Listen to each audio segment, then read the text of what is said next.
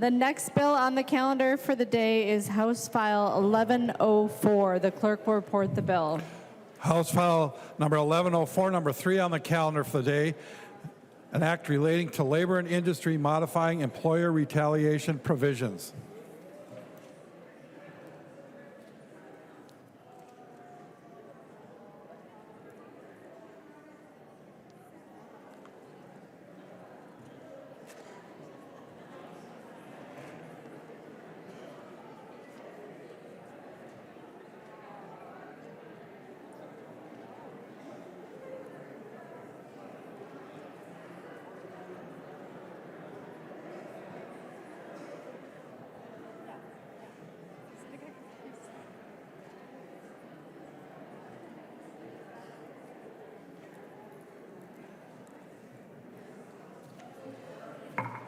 Members, please take your conversations off of the House floor and into the retiring room or the rotunda.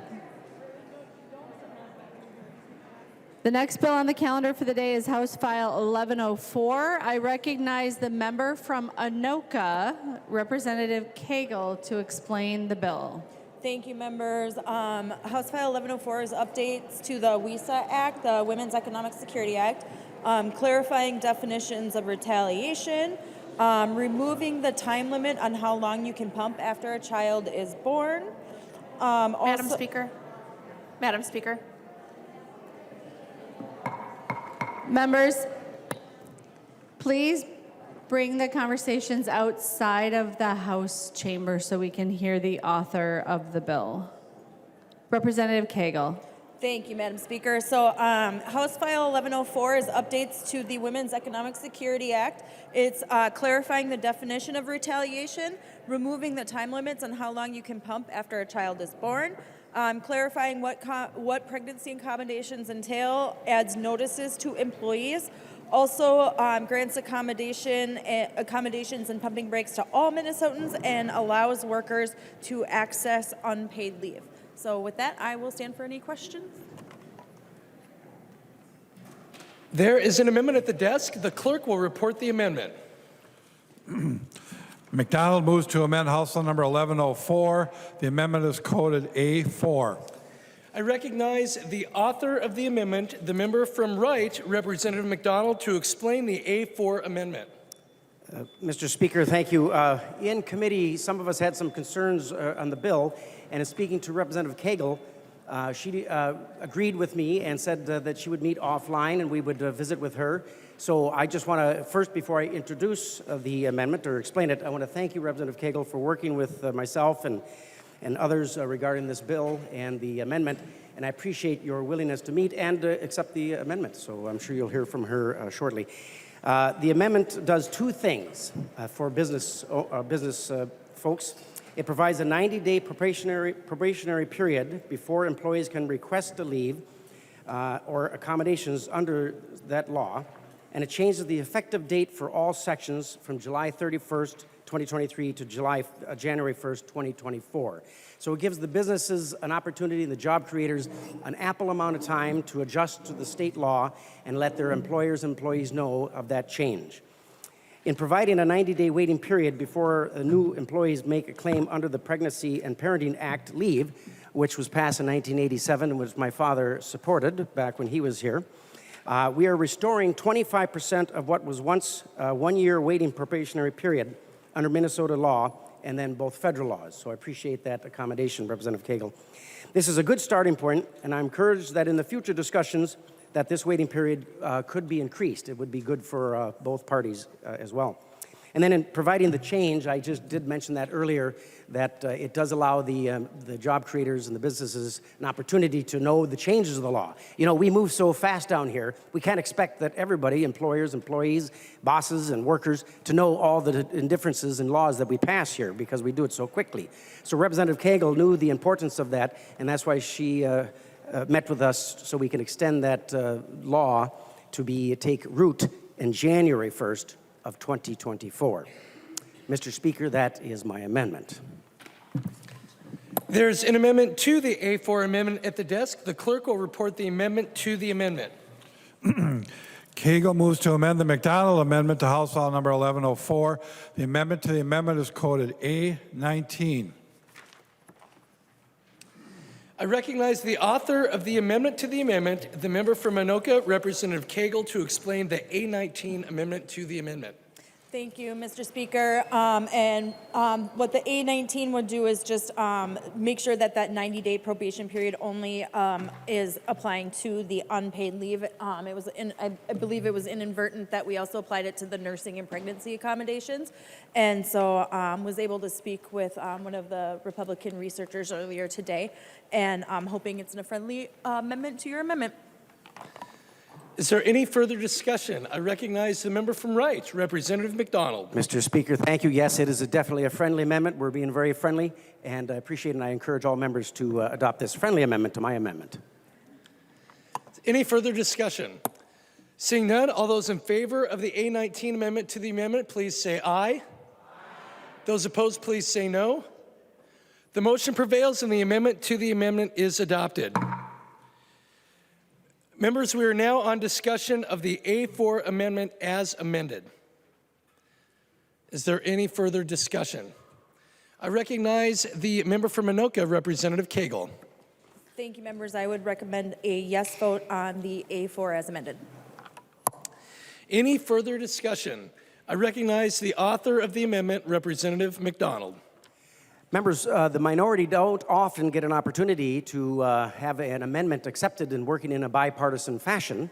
It's true both when the Republicans are in the majority and when we're in the minority. So put it for the record that we do, Minnesotans, if you're watching, we do work well together once in a while, and this is one of those instances. So I encourage a yes vote for all. Matter of fact, make it a green vote, would you?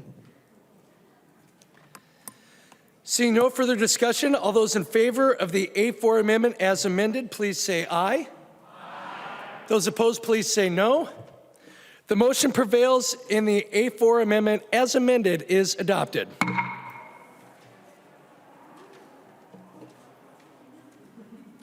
There's an amendment at the desk. The clerk will report the amendment. Koegel moves to amend House File Number 1104 as amended. The amendment is coded A6. I recognize the author of the amendment, the member from Anoka, Representative Koegel, to explain the A4 amendment. A6. The A6, Mr. Speaker? Excuse me, the A6 amendment. Thank you. Thank you, Mr. Speaker. Members, this is just also, there was a spot in the bill where the definition of retaliation wasn't updated, and so this is just updating that and adding it in to match the rest of the bill. There is an amendment to the amendment at the desk. The clerk will report the amendment to the A6 amendment. Koegel moves to amend her amendment to House File Number 1104 as amended. The amendment to the amendment is coded A20. I recognize the author of the amendment to the amendment, the member from Anoka, Representative Koegel, to explain the A20 amendment to the amendment. Thank you, Mr. Speaker. Members, this amendment to the amendment just aligns the effective date with the A4 with the A4 amendment. Is there any discussion to the A20 amendment to the amendment? Seeing none, all those in favor of the A20 amendment to the amendment, please say aye. Aye. Those opposed, please say no. The motion prevails and the amendment to the amendment is adopted. I recognize the member from Stearns, Representative Damuth. For what purpose do you rise? Point of order, Mr. Speaker. Representative Damuth, state your point of order. Rule 3.01 amendments must be germane, and this introduces a new section of law. The amendment, the A6, seeks to amend Section 181.275. That is not found in the bill in the 1104, and I would ask you to find this amendment out of order.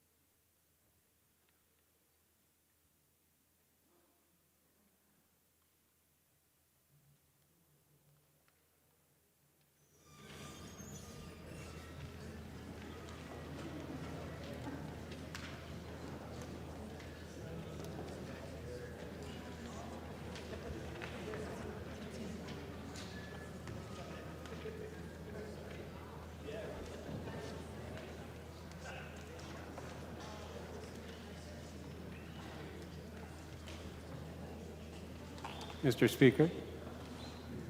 Representative Torkelson. Advice, Mr. Speaker. Representative Torkelson, state your Thank advice. you. Mr. Speaker, the silence is deafening.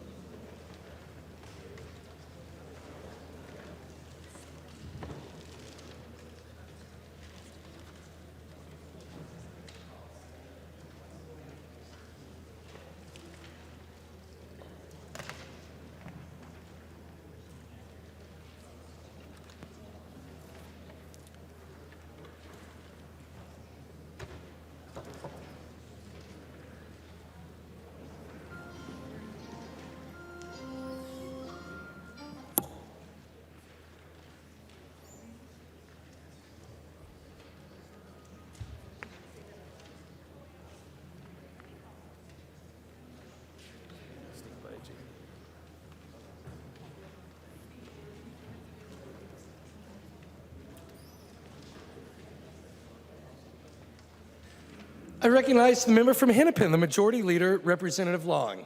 Thank you, Mr. Speaker. I ask that you find against the point of order. There is the same chapter of law as the underlying bill, and we also are talking about the same subject, which is defining retaliation here and specifically taking action against. So I would ask that you find the point of order not well taken. I find the point of order is not well taken. Mr. Speaker, I appeal the ruling of the Speaker. Representative Dameth appeals the ruling of the Speaker, and I'm guessing that you're going to want a roll call vote. Yes, thank you, Mr. Speaker. Seeing 15 hands, there will be a roll call vote on the appeal of the ruling of the Speaker. Discussion to the appeal. Thank you, Mr. Speaker. Representative Dameth. Thank you, Mr. Speaker. As I said, Rule 3.01, that amendments must be germane. Clearly, if you have the A6 in front of you, as it talks about Section 181.275, if you have the bill in front of you, a bill for an act, there is no place in the first 6 lines of this bill that is found at all. Mr. Speaker, I believe that this is going to set a precedent for the rest of this session. If you do not find my advice well taken, that I don't think we want to go down that road. We have been ruled out of order on multiple times in the 10 weeks that we have met so far, and we have never won. This is not the way that we want to go. I would ask that you would take my advice on this and that you would overturn your ruling and find this point of order well taken. Members, before we proceed to further discussion, I'll remind you that we are not offering advice to the Speaker. I have ruled against Representative Dameth's point of order. We are now discussing the appeal. I recognize the member from Anoka, Representative Koegel. Thank you, Mr. Speaker. Members, the bill amends multiple sections within Chapter 181, so I would suggest we uphold the ruling of the Speaker. I recognize the member from Chisago, Representative New Brindley. Thank you, Mr. Speaker. My advice to the body is, I gotta say, maybe we should have had a little bit more advice to the Speaker prior to the ruling. Maybe that would have been helpful. I don't know. But this is a very obvious situation in which the body should overrule the ruling of the Speaker. And let me tell you in very plain terms why that is. Because this chamber could grind to a halt in no time if this is how we're going to play this game. You know, it's interesting. We try not to talk about our friends on the other side of this building, but it's interesting to watch their proceedings and to see that that Masons and custom and usage is followed pretty precisely. And whoever is in the majority, from my experience and paying attention, it doesn't matter who's in the majority. They work pretty hard to make impartial decisions and to make the right decisions. But we have not seen that same respect for the institution in this body. And what we just saw with this ruling of the Speaker is kind of an embarrassment, frankly. We rarely have such clear-cut, obvious times where amendments or amendments to amendments are so blatantly not germane. And I would say, I apologize that I didn't bother to get my rules out yet, but it's interesting. The rules for germaneness are much more strict on an amendment to an amendment than they are on an underlying amendment. The House rule, and I'm just going to trust that somebody else will actually find the rule and explain this, because the House rules are very, very clear and much more strict on an amendment to an amendment. And bringing in a different section of law on an amendment to an amendment is absolutely not germane. There is no question, there is no ambiguity, there is no gray area. This one is easy. This one is easy. And again, there are ramifications. There are ramifications for upholding the ruling of the Speaker on this front. You know, we as a body, we try to be very careful as a caucus about how we craft amendments, about how we present amendments to ensure that they are germane.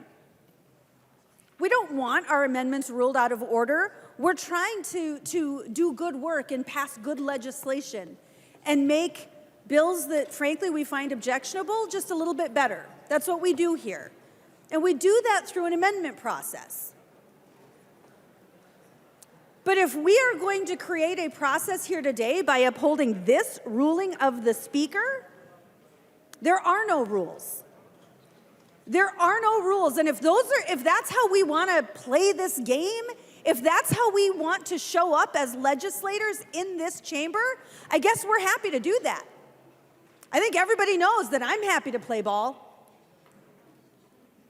If that's the way we want to play this game, if that's the way we want to behave as legislators, giddy up. Because I am happy to play that game. Because if we want to have no rules, if we just want to play some jungle ball in here, I'm here for it. In fact, heck, I've wanted that for years. I'll take it. So if what we want in this chamber is jungle ball, oh, like I said, giddy up. We're going to have some fun. We're going to have some fun. It's going to take some time.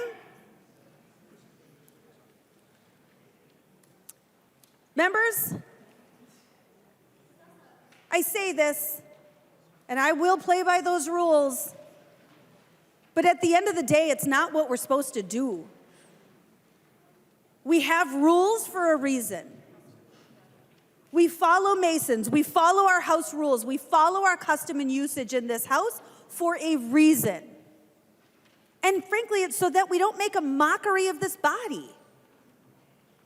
So we don't make a mockery of what we're doing here in making laws for the state of Minnesota.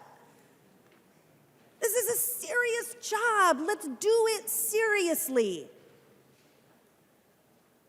And when things like this amendment to the amendment are so clearly not germane, it is up to us to correct the ruling of the Speaker and overrule that ruling.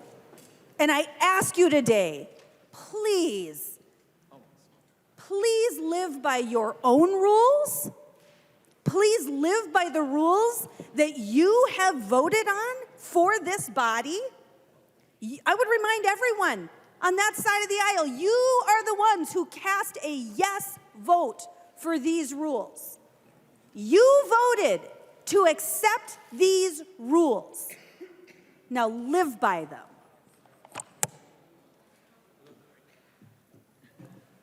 Before we proceed with further discussion on the appeal of the ruling of the Speaker, I will remind the body that the point of order was made on the A6 amendment as amended. not the 820 amendment to the amendment. I recognize the member from Carver, Representative Nash. Thanks, Mr. Speaker. I have offered a lot of amendments in this chamber since my time in the minority, and I have consistently been ruled out of order on a couple of different things. Capriciousness is not one of those, but maybe we should put that in because that's what we're doing right now. What we're seeing is a chapter of law that exists nowhere in the bill is now being moved forward as an amendment. Let me say that again. You're trying to put in a chapter of law that doesn't exist. 181.275 is not in the bill. And I'm trying to find out with some friends right now how many pages are between 181 and then to 181.275. My guess is there's a couple pounds of paper that we'll see in the statute books. And many of you have risen to rule me out of order on amendments. And whether they were germane, not germane, correct, incorrect, we'll let posterity discover that out. But on this one, Mr. Speaker, this one, Mr. Speaker, is abundantly clear. It's not in the bill. Nowhere in the bill. It's not even in the neighborhood of being in the right chapter of law. Now, let's give some perspective on this. In a number of years, there will be people who will scrutinize this as projects, or some people actually read the Journal of the House, and I'm sure the Chief Clerk is grateful to know that. I gotcha. But they will look at this ruling, Mr. Speaker, and they will see that it was nowhere close to this. And they will ask themselves, how did we get here? That's a line from a Talking Heads song. How did we get here? There's no good reason as to how you got here. Just because you hold a gavel and you stand at the speaker's rostrum and you say, oh, it's fine, doesn't make it fine. Just because you want it to fit in there doesn't mean that it actually works or maps to. I've just been informed that there are 20 pages in the statute book between the beginning of 121 or 181 and 181.275. 20 pages of statute. That's a lot. So you can play this tortured game of making your amendments fit into the bill when there's really no chapter or reference of it actually fitting in. And I would appeal to the Speaker, who I believe is a fair person and will make a wise judgment, that he recognizes we got you here. This is not proper. This is not right. This is not germane. This doesn't fit into the chapter of law. Because when we pass laws, they have consequences. They set things forward in motion for possibly years to come. But if you actually have to shoehorn something in, then that's not proper procedure. And in posterity, I think you'll find that it is absolutely an embarrassing thing. It is egregious that we're doing this, and that we have to rise to remind you that you didn't do the amendment right. It would be better that you lay the bill on the table, send it back to committee, and draft your amendment proper, or lay it on the table here at the desk and figure out how to do it. If you want the language in there, expand the bill or whatever, but this doesn't work. And Representative New Brindley is exactly right. If you want to play, I don't know what jungle ball is, but I'm not going to ask her to yield to a question. Okay, she says it's fun, so I'll run. But you're playing games with this institution. Whenever I bring people from the district down here and I tell them what an amazing place this is, I always have them look up. And you'll know the tour is with me because we're looking up out in the rotunda and we're looking up here.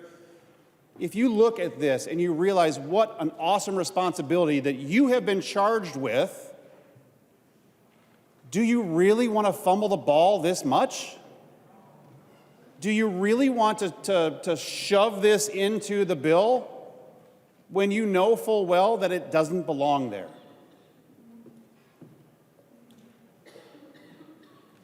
That's the message that you'll send to kids who will come down here for a tour that you're bringing down, that the rules that we pass, the House rules that we've just revised recently, and Mason's that set the standard for how we operate, why don't we just walk to the back of the retiring room, open up the door, and fling all those out the door? Because if you do this, then it doesn't matter.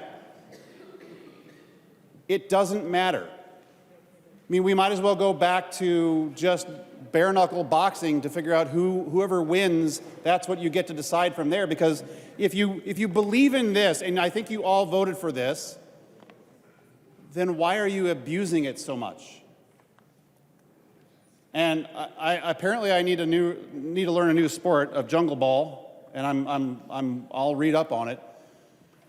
But just know that if this is the direction that you're going to go, we are going to amend everything with things that don't fit, and we're going to hold you to this standard because we have long memories. I can channel my inner person that is devious, and for those of you that are in committee with me, you know I'm pretty good at it. I'll just amend the hell out of everything. And I'll make sure that it doesn't map to the bill, and we'll just make the argument, well, it happened on this day, so why bother? You're making a mockery out of the legislative process. You're making a mockery out of this institution. You're making a mockery out of the rules. And I'll just say you're going to send an entirely incorrect message to future legislators who come down here and watch what you've done. Thank you. I recognize the member from Martin, Representative Olson. Thank you, Mr. Speaker. I'm actually almost excited to see how this new precedence that we're establishing will affect the Minnesota House of Representatives. I am almost excited. If it wasn't so arduously and blatantly outside of the scope and sequence of this whole issue, I would actually maybe vote to uphold the ruling of the Speaker just because of how ridiculous this is, all right? So I'll remind everyone, first we have our House rules, and then underneath that we have custom and usage, right? Oh, yeah, you have the Constitution above that. But we have custom and usage, which we are going to change dramatically if we follow the ruling of the Speaker here. Because our rules are they're kind of not well defined. It says that a motion or proposition of a subject different from that is under consideration must not be admitted under the guise of being an amendment. Okay, so that's what it says. But what this will do to change our custom and usage, according to the author of this amendment, who has been found in favor by the Speaker, is that we are going to change that definition. That strike zone, that shot group is going to be so wide that according to the author of the amendment, it just needs to be in the same chapter of law. The same chapter of law. As long as an amendment that we propose here fits within the chapter of the law, it is germane to the bill. I am exceptionally excited to see what kind of fun jungle ball we can play by just ensuring that this amendment that we're proposing fits within the chapter of the law. Members, if this wasn't so grossly outside of the realm of what this place should be, I would vote to uphold the ruling of the Speaker. But members, I'm going to tell you, if you have any respect whatsoever for the job that you are doing here today and for the job that the people of Minnesota have put you in this position to do, I'm going to ask you to not vote in favor of the Speaker's ruling, because let's be real here, this shot group is so far off the mark that I'm almost excited to see what you are going to do next. This is very exciting. Thank you, Mr. Speaker. Let's vote not in favor of this very poor decision that will open this shot group to chapters of law, members. Please, let's do the right thing by Minnesotans. As much as I'm excited to see what you can do and what we can do with this new understanding, let's not do it. Let's not do it, members. I recognize the member from Anoka, Representative Scott. Mr. Speaker and members, I am really shocked. I mean, if we kept the little hash marks and the tally of the number of times our amendments have been called out of order when they, and your side of the aisle saying that they're not germane, when they actually were in the same exact chapter and verse, I mean, I don't know. I don't know how many hash marks I'd have, 5, 10, 15, 20, at least 20 probably this year alone. Members, Representative Olson is 100% right. We have a new strike zone if you don't vote the right way on this one. It just has to be in the same chapter. Or maybe we'll just go by the number of pages in between. 20 pages. If there's 20 pages or less in between the chapter of the bill that we're on and an amendment that's offered, then we're in the strike zone. That'll work great. Let's see how that works. In fact, I think we may just, if the ruling of the Speaker is upheld, I think really, really soon we're going to find out how many amendments we can offer in that strike zone that actually you guys accept as germane. I look forward to that. I really do. Members, this is crazy. I've been here 14 years. This is not how we operate in this chamber. I know sometimes around this place, we have to eat a slice of humble pie. This is one of those times. We need to vote down, we need to vote against the ruling of the Speaker, because you know what? This chamber and this institution means more than upholding a single bad vote by the Speaker. Do the right thing. Please vote no. I recognize the member from Hennepin, Representative Robbins. Thank you, Mr. Speaker. Members, I am rising to urge you to overturn the ruling of the Speaker and signing up for Team Jungle Ball. I have never spoken on a point of order before. It's not usually my lane, but I'm going to rise to speak every single time on every amendment from now to the end of session if you uphold this ruling. It is egregious. It harms this institution that we all care about, and I urge my colleagues not to go down this path, because we will be here with amendments and staying till midnight every night until we adjourn, because this is so egregious. We are the minority. We get it. We will lose the policy fight every single time.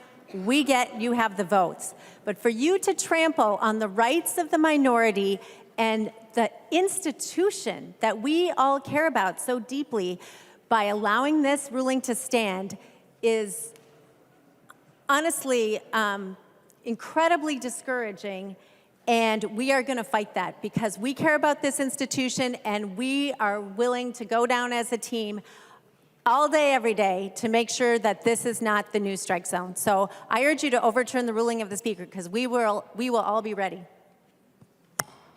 I recognize the member from Anoka, Representative Niska. Thank you, Mr. Speaker and members. I'll come back to everything that everyone on this side of the aisle has said about the precedent that this is going to set and the results that it's going to cause. Absolutely correct. I promise you, they're absolutely correct. And I'll come back to that. But I want to start by talking about how unnecessary it is today to set this precedent. If this were a standalone bill, you could pass it. You have the votes to pass it. If this were amended into the bill in committee, you could pass it. You'd have the votes to do that. If we just sent it back to committee today to get this into the bill, you could do that. You could pass it, or you could just pass it as a standalone bill. Or, here's something revolutionary. You could be careful and less reckless in the legislative process than you've been up to this point, and actually have put this in the bill before it got to the floor, where the rules say that the amendments have to be germane and that this amendment is going to be out of order. All of those things are things that you could do, could have done, or still could do to not set this precedent. So I hope you will still do that. My kids hope you'll still do that because they'll get to see me more for the next few weeks than they'll get to see me if we uphold the ruling of the Speaker. Because I promise you that every option, every procedural mechanism that the minority has to slow this place down is going to be exercised if we uphold the ruling of the Speaker. That is a statement about the precedent and the custom and usage that we're setting.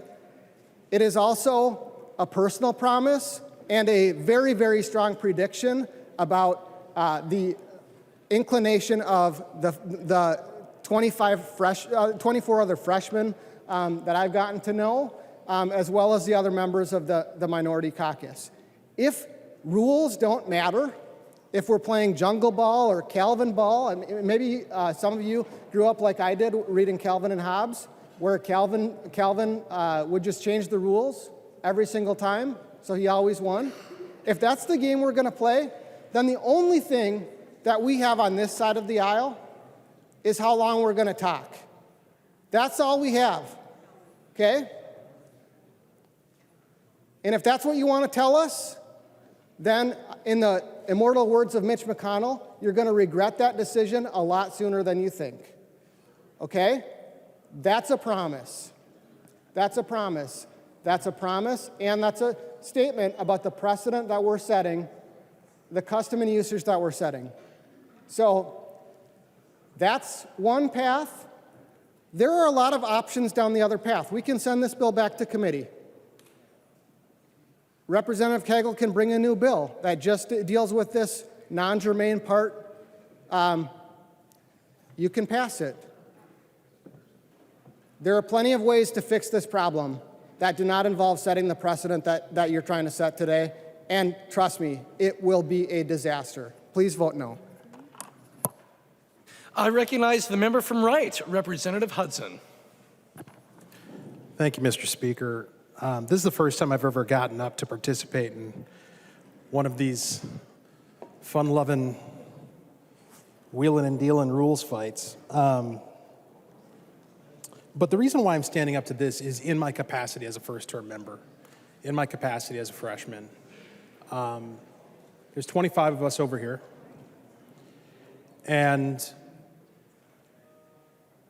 I believe that the most effective form of instruction, let me back up a little bit, because our work in the Children and Families Committee comes to mind, because we talk a lot about early childhood education and the impact of early learning and the patterns that get set, the habits that get formed, and how vital that is.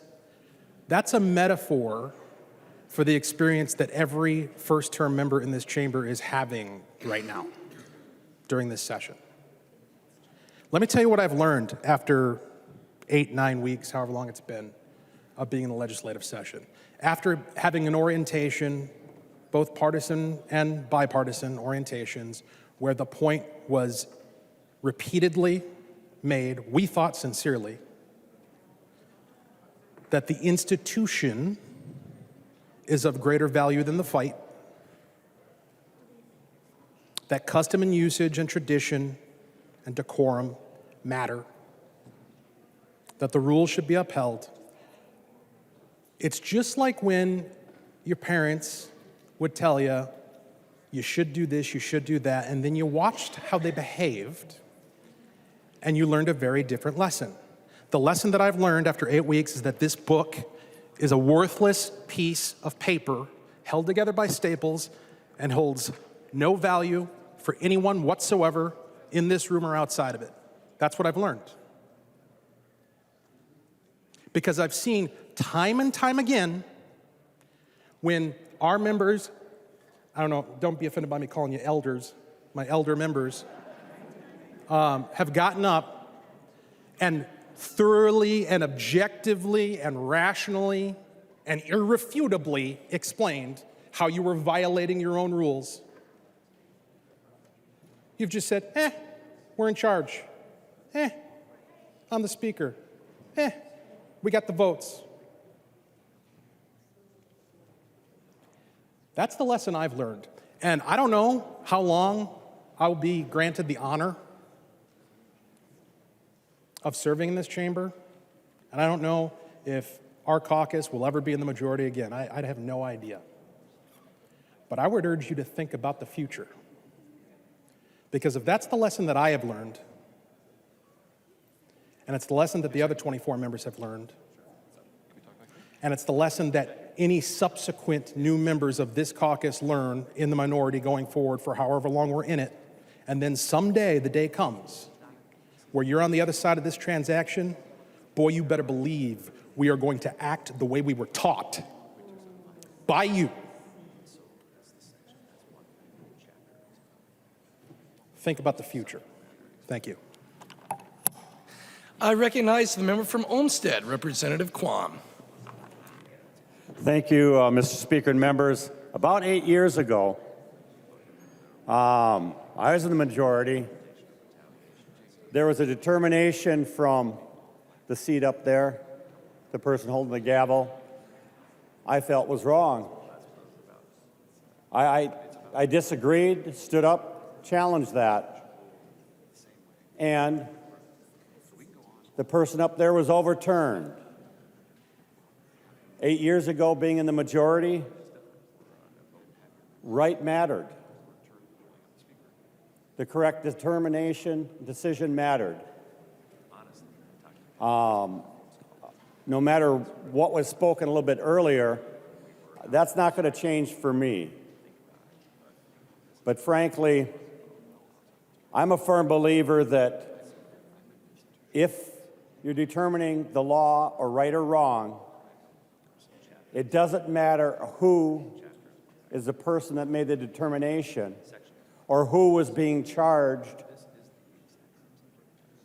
Right and wrong is independent of the person involved.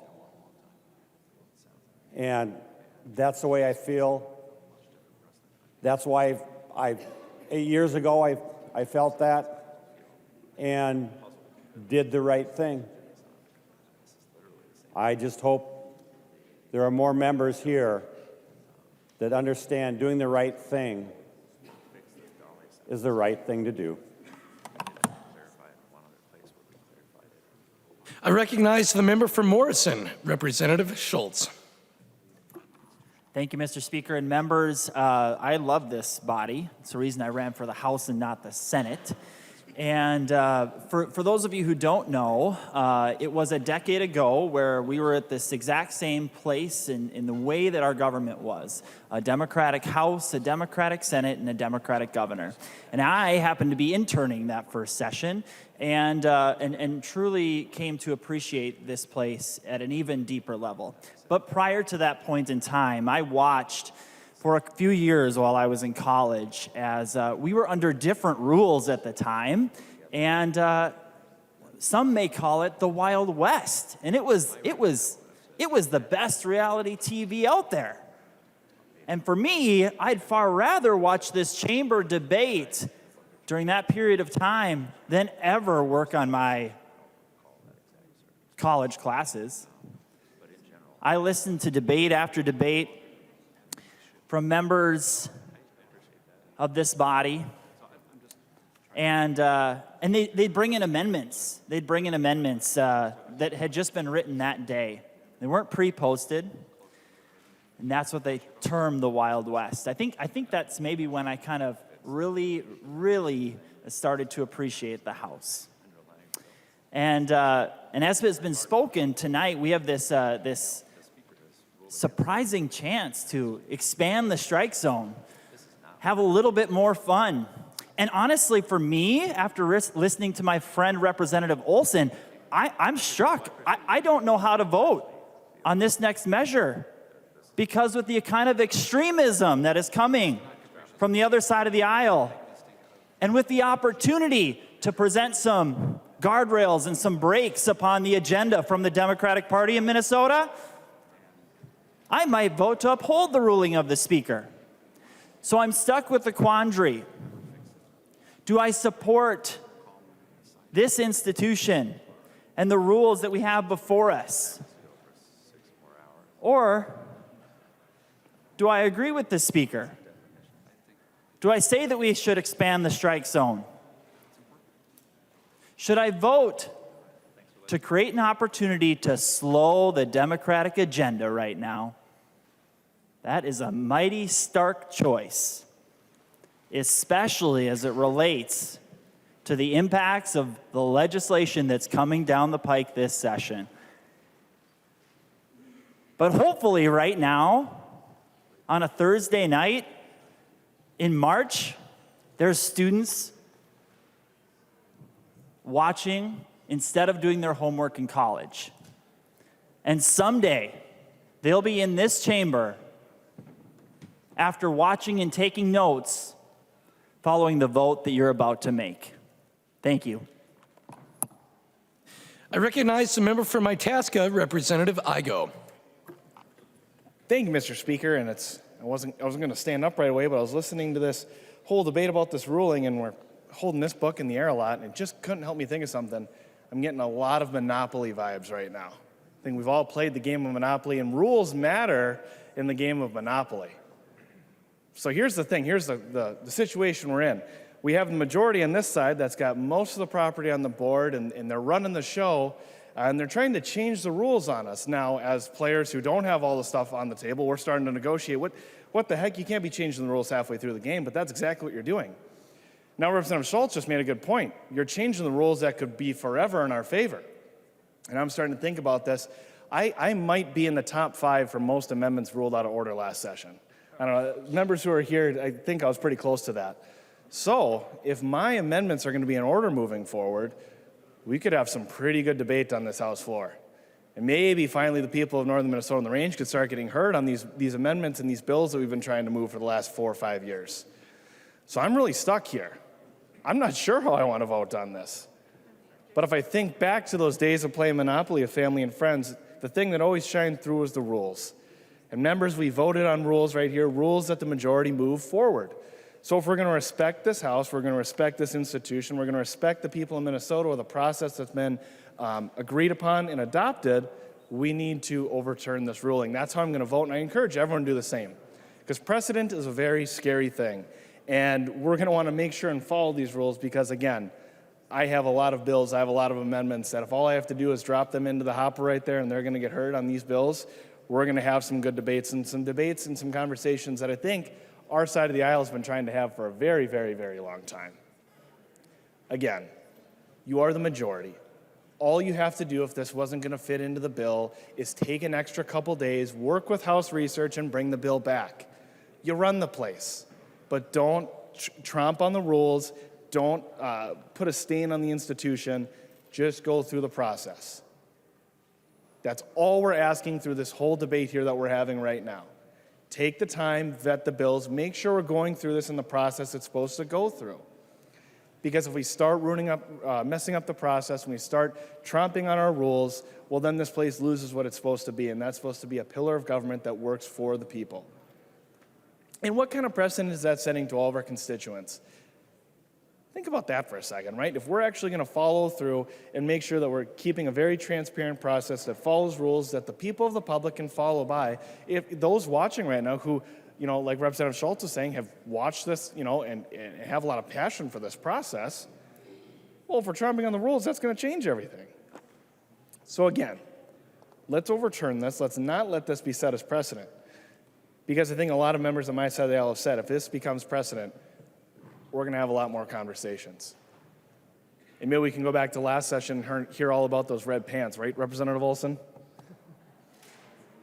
Those are the kind of conversations we can have if this is going to get put in place today. So let's do our homework. Let's look into this bill. Let's realize that, okay, if this really needs to go on, take the bill off the House floor, re-refer it back to committee, talk with House research, get it fixed up, then bring it back. That's the way of doing things. All right? That's all I'm asking. Thank you, Mr. Speaker. I recognize the member from Douglas, Representative Franzen.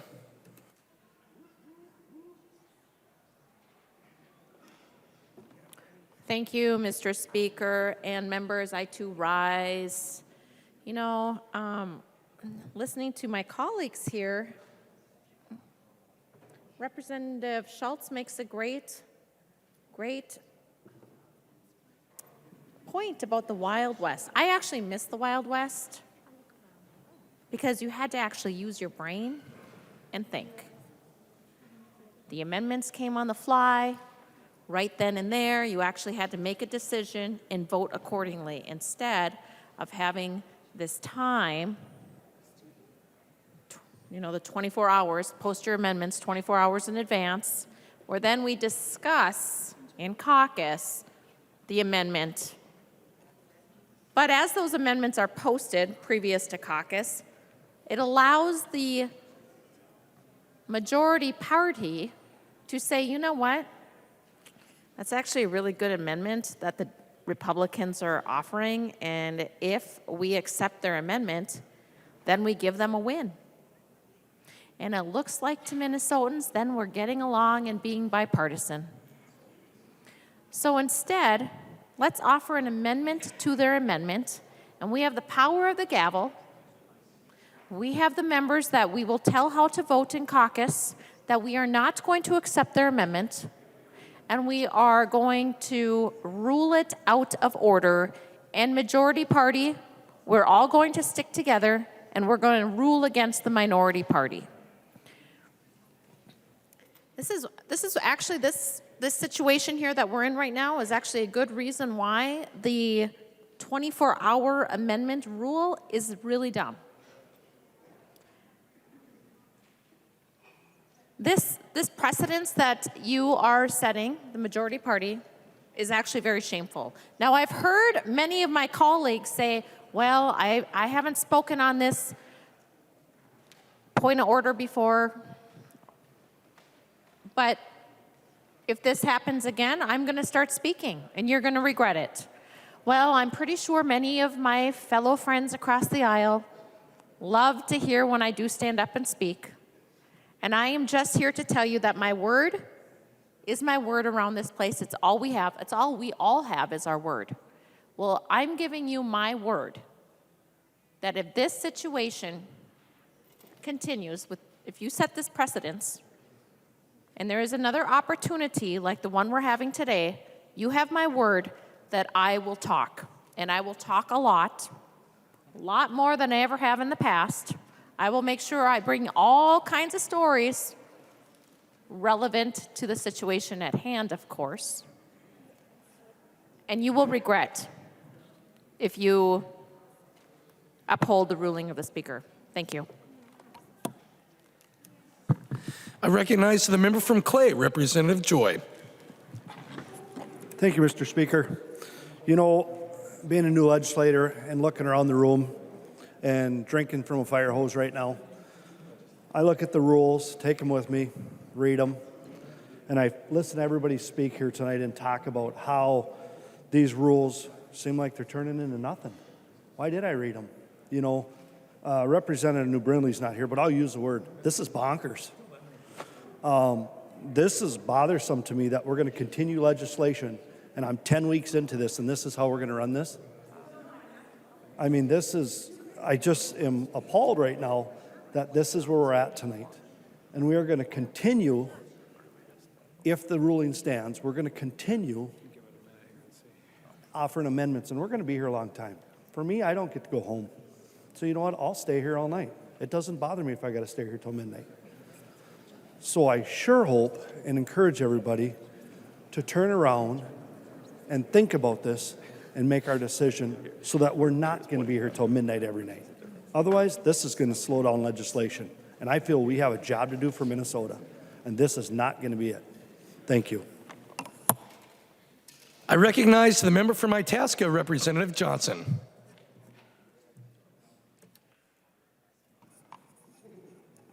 Mr. Speaker, members, it's not often I stand on a point of order, but this is getting, as Representative Joy stated, bonkers. Mr. Speaker, I believe last year you were up on that up there standing when we had a debate about same type of issue. Representative Rowley had an amendment, and the chapter that of the amendment was in the bill at least 16 to 20 times, and it was ruled that it was not germane, even though the chapter was listed. Where we're headed down the slippery slope is not good. We have rules, we have Mason manuals, we have custom and usage.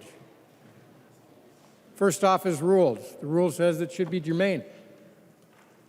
Last session, it was ruled that even though the chapter was mentioned 16 to 20 times, because that particular line or section was not in the bill, it was ruled out of order and not germane. That set precedent. Mr. Speaker, you're the one that made that ruling. And it was multiple times last year where we had situations like that. So if we uphold the ruling of the Speaker at this time, you can take your rule book and throw it in the garbage, because it doesn't matter. It'll just matter what the Speaker says and what he decides. So you have an opportunity here to not uphold the ruling of the Speaker, put our rules back in place, and give this body the proper rules and decorum that is needed, and give it the status it deserves. Because if you uphold the ruling of the Speaker on this one, this body means nothing anymore. I recognize the member from Dakota, Representative Kosnick. Thank you, Mr. Speaker. I know that there's a list of other members that would like to be recognized, and Lakeville South starts at about 8 o'clock, so we should be able to wrap it up by then.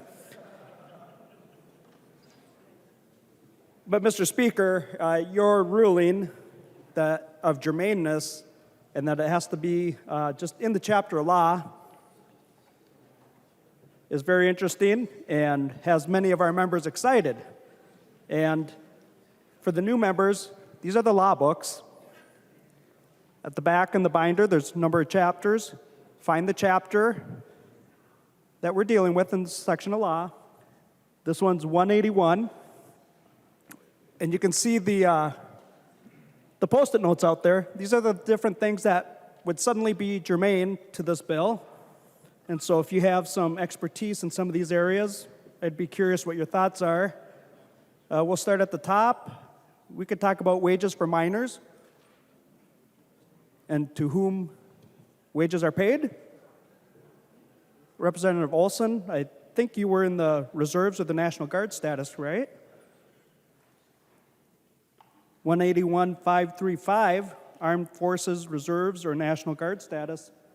Probably a lot of things that you might be interested in helping improve the National Guard that would be germane to this bill.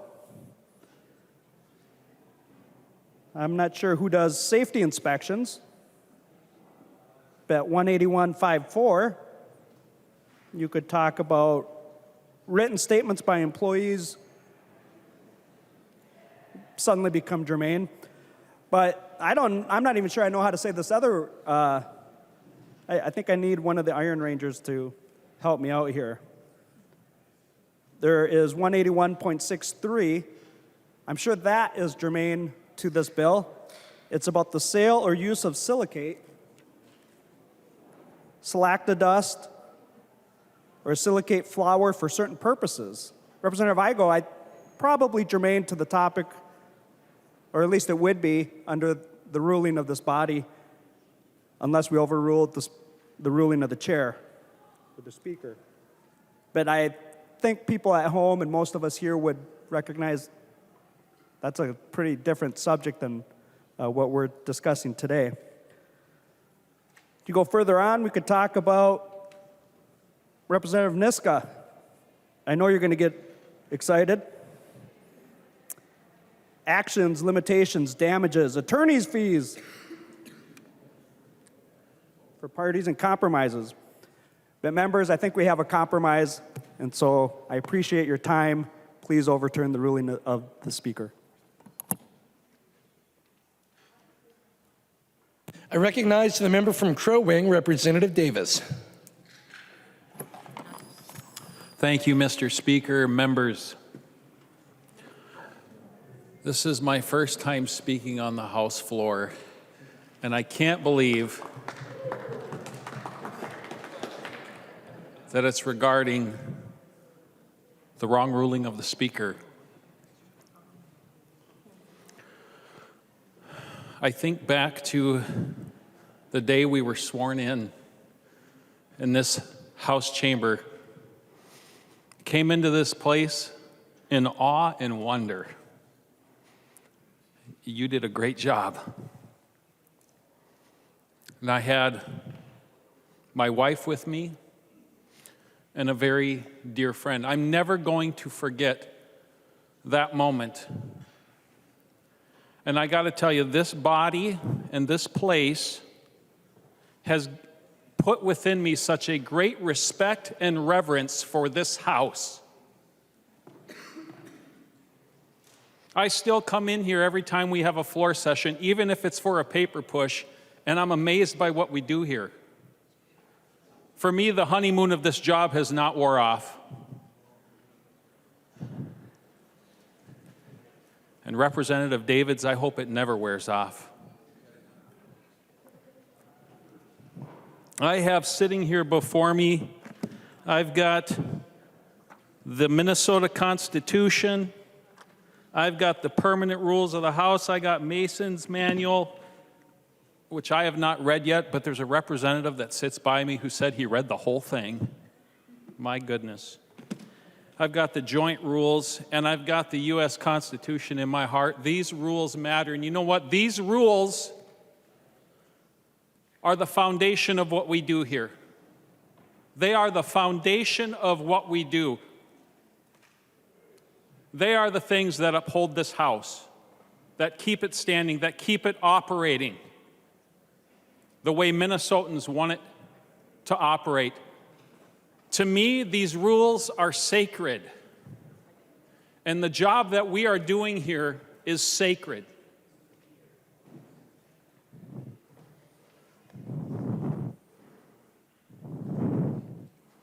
I have another document before me. It's called the Bible. I live my life by those wise words.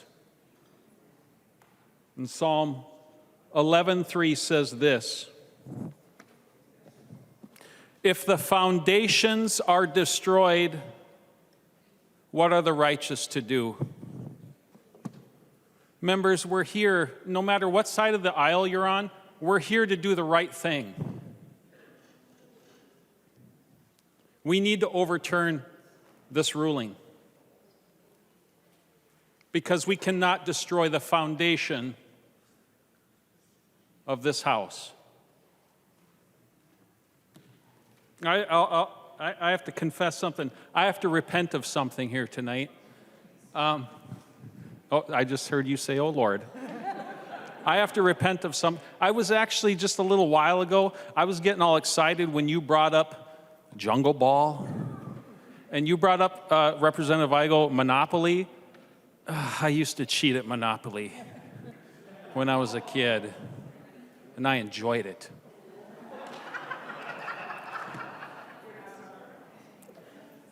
Well, I'm sorry today. I'm sorry now. I went around telling other House members, Representative Schultz, you were one of them. Ann, you were one of them. Roger, you were one of them. I told them, gosh, I'm really kind of hoping that we uphold the ruling.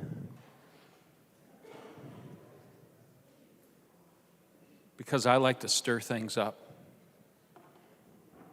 But after I calmed down a little bit, I realized, no, we can't do this. This is too important. We need to keep this place sacred because this is a sacred place. Let's not destroy the foundations tonight. Let's overturn the ruling of the Speaker. Thank you. Thank you, Mr. Speaker. I recognize the member from Stearns, the Minority Leader, Representative Demuth. Thank you, Mr. Speaker. Members, as you can tell tonight, the idea of germaneness and the custom and usage in this body matters very much to all of us. And we see this completely different. I have had an opportunity to continue to look through and to talk with the Majority Leader. And Mr. Speaker, would Representative Koegel yield for a question? She will yield for a question. Representative Demuth. Thank you, Mr. Speaker. Representative Koegel, my understanding is that you would consider withdrawing this amendment if I were to withdraw my motion to appeal the ruling of the Speaker. Would that be the case this evening? I recognize the member from Anoka, Representative Koegel. Mr. Speaker, Representative Demuth, I would be willing to do that. I also think, though, that if we're going to have that discussion, we should also look at the A16 amendment as well then. Representative Demuth. Thank you, Mr. Speaker. And Representative Koegel, thank you for your willingness. Members, tonight I want to make sure that this is not just a procedural motion by the majority to take a little bit of extra time or get us off course here. This is serious business, what we do here. We are lawmakers, and we are responsible for this institution and the history that is made each day in this place. And so, as we were bringing this point of order and the steps that were walked through, this was very, very serious to us. I appreciate the willingness of the majority to work with us. I appreciate the willingness of the amendment author to work with us also. And with that, Mr. Speaker, I am willing to withdraw my motion to appeal the ruling of the Speaker. Representative Demuth has withdrawn her motion to appeal the ruling of the Speaker. The motion to appeal the ruling of the Speaker. Members, we are now on discussion of the A6 amendment as amended. I recognize the author of the amendment, the member from Anoka, Representative Koegel. Mr. Speaker, I'll withdraw the A6 amendment. Representative Koegel has withdrawn the A6 amendment. There's an amendment at the desk. The clerk will report the amendment. Scott moves to amend House File Number 1104 as amended, and the amendment is coded A17. I recognize the author of the amendment, the member from Anoka, Representative Scott, to explain the A17 amendment. Mr. Speaker and members, this amendment does a couple of things, but before I get to that, I'm wondering if the bill's author would yield to a couple of questions. Representative Koegel will yield to a question. We ask members to yield to one question at a time, Representative Scott. She will yield for one question for now. Representative Scott. Thank you, Mr. Speaker. Representative Koegel, I'm just wondering on line, I don't know if I'm going to be able to find it here, on line 3.28, why the word breast was stricken. I recognize the member from Anoka, Representative Koegel. Thank you, Mr. Speaker and Representative Scott. I don't know why we would have to clarify where milk comes from. Representative Scott. Thanks, Mr. Speaker. And Representative Koegel, you don't know where the bill comes from, if she would yield? Representative Koegel will yield. Representative Koegel. Thank you, Mr. Speaker. Members, this reminds me of that movie. I don't know if you all saw that Ben Stiller movie. I don't know if I can say that on the floor. But I think, I'm sorry, I forgot the first part of your question. I was thinking about that movie. Representative Scott. Mr. Speaker, Representative Koegel, I know we all get a little sidelined, especially when we're trying to quote from movies, right? We get a little distracted. No, I'm just wondering, you had said that you would have to ask you would have to refer to the origination of this bill to understand, to answer the question why the word breast was removed from this bill. Representative Koegel. Thank you, Mr. Speaker. And Representative Scott, I guess I just don't think it's necessary to identify where milk comes from in a statute. Representative Scott. Okay, well, that's interesting. I don't know when this was originally written, Mr. Speaker, but it's been around for a while. So would Representative Koegel yield to another question? Representative Koegel will yield to another question. Representative Scott. Thank you, Mr. Speaker. Representative Koegel, were you aware that some women are expressing breast milk for profit? They're actually selling their breast milk to things like bodybuilders and those sorts of things. Were you aware that that was happening? Representative Koegel. Mr. Speaker, Representative Scott, no, I wasn't. Representative Scott. Thank you, Mr. Speaker, and thank you for that answer, Representative Koegel. And I just to explain what the amendment does, it's pretty self-explanatory, but it would have reinstated the word, or it would reinstate the word breast, so that we're clear on that. And then it would have also inserted on page 3, line 25, for the employee's child, that the breast milk being expressed was for the employee's child.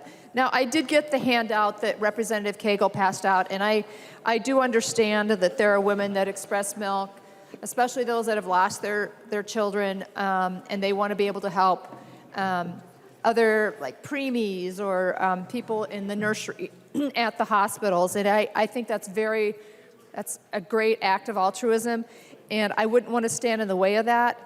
But I do want to stand in the way of women that take time away from work to express milk to sell it. I don't think that's the right avenue that our body should be encouraging. If you have a side enterprise, if you're making money some other way, you shouldn't be doing that while you're at another employer's under their time, and they're paying you to be there. So, members, you know what? I'm going to withdraw this amendment, but I'm wondering if Representative Koegel would answer one last question, Mr. Speaker. Representative Koegel will answer one last question. Representative Scott. Thank you. Representative Koegel, would you be open to, and I don't know where this bill is at on the Senate, you can explain that to me too, but I'm wondering if you'd be open to having some language, maybe if this goes to conference committee, or maybe talk to your Senate author over there, to kind of tighten this language up so that maybe put in there some language about unless it's to express milk for, you know, for babies in a nursery, whatever, or just to say that they can't be paid for the milk. Well, not even that. But do you know what I'm getting at? Maybe some nuance of the language here. Thank you, Mr. Speaker. I recognize Representative Koegel. Thank you, Mr. Speaker, and Representative Scott. I mean, I'd be open to looking at it. I don't know if we're going to be able to do it in this bill, but you know, if there's something that we can look at over the interim, or even, you know, after, or you know, during this legislative session, I think that would be totally doable. Representative Scott. Thank you, Mr. Speaker, and I'd like to hold off for just a couple of moments before I withdraw the amendment, if that's all right. I believe Representative New, well, I'll just ask Representative New to yield, if that's okay, Mr. Speaker. Yeah, Representative Scott, Representative New Brindley is on the list of members to speak to the A17 amendment. I will give her the floor since she has sought recognition.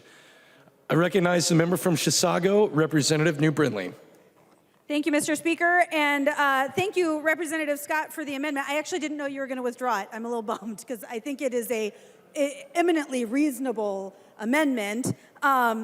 So the original language says, an employer must provide reasonable break times each day to an employee who needs to express breast milk for her infant child during the 12 months following the birth of the child. But what we're deleting in the underlying bill language is we're moving breast, And we're removing for her infant child during the 12 months following the birth of the child. So now, this literally just says that an employer has to provide a break for an employee who needs to express milk. Full stop. So, Mr. Chair, or Mr. Speaker, would Representative Koegel yield to a question? Representative Koegel will yield to a question. Representative New Brindley. Thank you, Mr. Speaker. I'm wondering, Representative Koegel, I know people in this chamber know I pay attention to words. I care about the words on the page. So, given the new language of this bill, it seems to me, and I would ask, that I could have a female service dog that I'm going to bring to work with me, and my dog just had puppies. Can I express milk for those puppies for any reason? I know this is an absurd example, but this is allowable under the language. I recognize the member from Minoka, Representative Koegel. Thank you, Mr. Speaker. And Representative New Brindley, I will agree with you. That is an absurd example. Representative New Brindley. Thank you, Mr. Speaker. And yet, allowable under this language.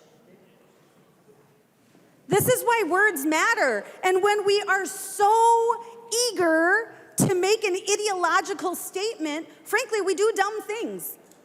We, for some reason, as it turns out, anyone who is lactating, anyone who's producing milk is doing so from their breasts. That's how it works among humans. That's how it works. And so to think that we somehow have to remove the word, I don't know, are we uncomfortable with that word? I can't figure out why we would delete that word. It is the only way a human being expresses milk, is from their breasts. As someone who has nursed 5 babies, I'm pretty well versed on this. I know how it works pretty well. But when we are so eager to make an ideological point, we do dumb things like saying, we shouldn't say breast. I don't know, that might offend someone, and it's not for her infant child. So now we can just express milk, full stop. Any animal, any purpose.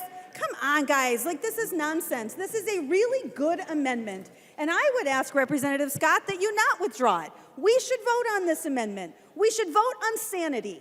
That's what we should do here. Thank you. I recognize the author of the amendment. I recognize the member from Douglas, Representative Franson. Thank you, members. To Representative Scott's question on the originating language of the line 3.25, 181.3939, nursing mothers, lactating employees, and pregnancy accommodations. The original language was put into statute in 1998.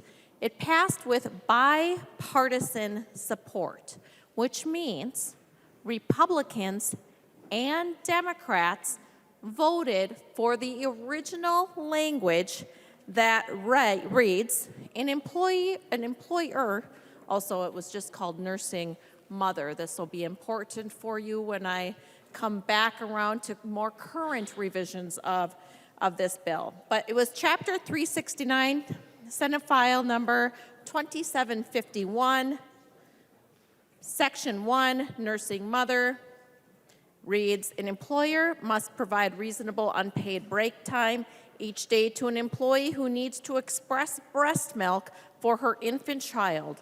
The break time must, if possible, run concurrently with any break time already provided to the employee, and then it continues on. Okay, so that was 1998. In 1998, we were very comfortable, apparently, with putting breast in state statute, okay? Now, the title of that bill, Employers Nursing Mothers Accommodations Requirement, Breastfeeding Exemption from Crime of Indecent Exposure. So that's how this statute came to be, okay? All right, so apparently in 1998, which was, who can do the math on that now? 25 years ago, thank you. I cheated in math class. If Representative Davis has to make confessions, I feel like I should at least say I cheated in math class. I'm sorry, Mr. Edwards, but I'm pretty sure he already knows that. Okay, so anyway, 1998, comfortable with saying breast as well as her infant child during the 12 months following the birth of the child. And then we go to 2012. 2012, it was still nursing mothers. Republicans were in control at that time, sane body, okay? That language is still there. We added some other language, but an employer must provide reasonable unpaid break time each day to an employee who needs to express breast milk for her infant child. That still stayed in statute in 2012. Then we fast forward to 2020, which was, I can do that math, that was 3 years ago. Okay, so in 2020, 181.939 changed. We added, it was nursing mothers, and then this legislative body added lactating employees and pregnancy accommodations. So something happened between 1998 and 2020 where Democrats who controlled this place needed to add lactating employees because apparently nursing mothers wasn't clear enough. So I am not sure what the difference between nursing mothers and lactating employees are, but Representative Koegel, would you yield to a question? Representative Koegel will yield to a question. Representative Franson. Representative Koegel, could you please tell me the difference between a nursing mother and a lactating employee? I recognize the member from Anoka, Representative Koegel. Thank you, Mr. Speaker. And Representative Franson, I think kind of going to the handout that I sent out, some people lose their children, and so they might not be providing milk for their own child. They're doing it for bereavement purposes or donation purposes. And so really that's the crux of, we want to make sure that, that no matter who you are, no matter where you work, no matter what your job is, that your child has access to the best start possible, which means that you are able to give them breast milk. Mr. Chair, or sorry. Representative Franson. Mr. Speaker, yes, thank you for putting that on the record. We totally support that. What I am very concerned about, though, is somewhere between 2020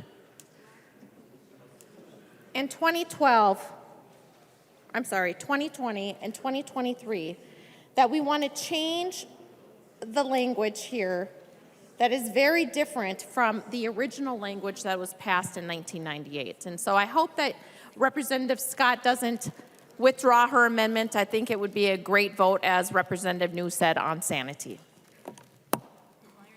Is there any further discussion to the amendment? I recognize the member from Olmsted, Representative Hicks. Thank you so much, Speaker. People create their families in different ways. Some people are able to naturally conceive children and have them. Some people aren't. Some people get cancer that removes their uterus and their breasts.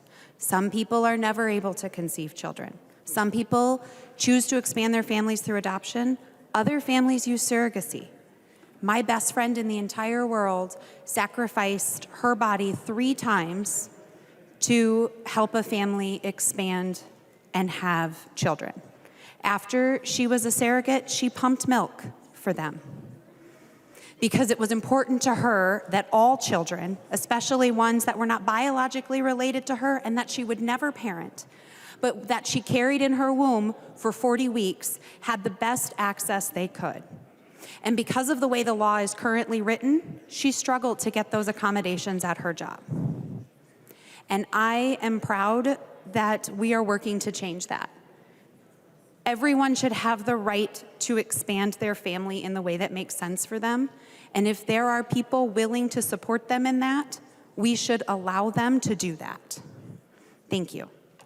I recognize the author of the amendment, the member from Anoka, Representative Scott. Thank you, Mr. Speaker. And I've listened to everyone on both sides of the aisle talk about this. And I think people have had some valid points, and I don't disagree with those.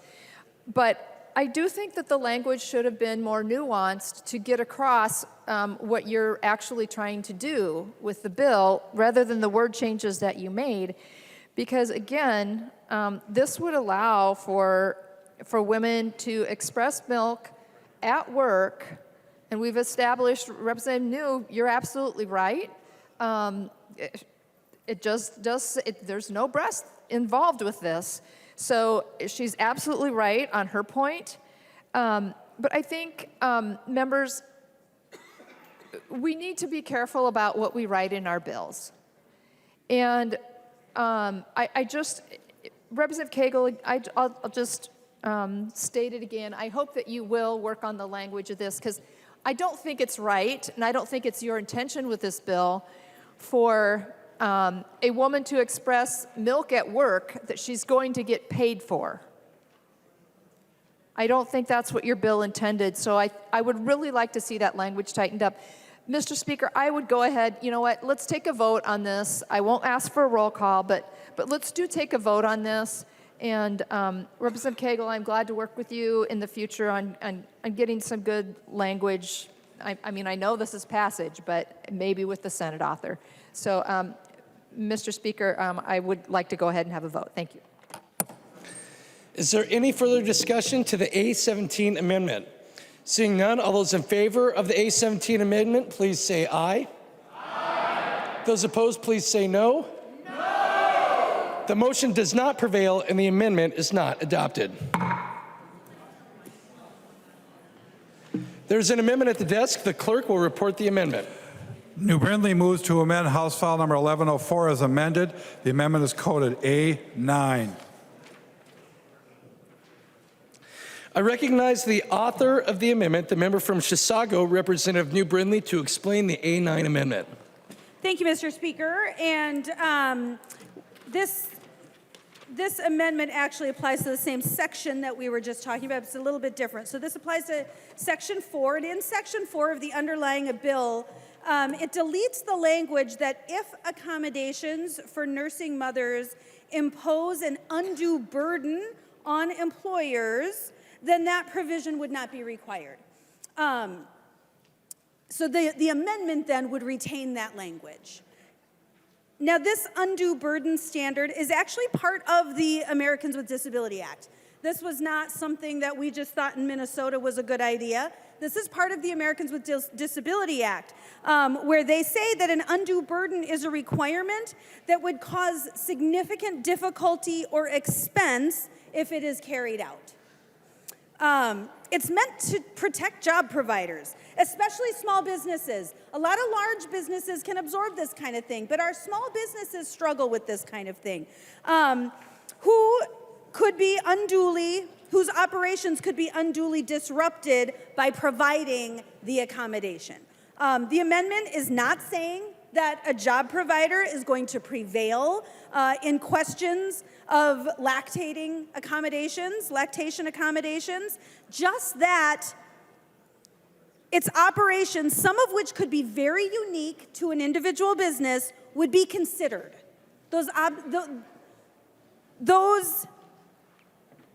operations of an individual business should be taken into account when ensuring these accommodations.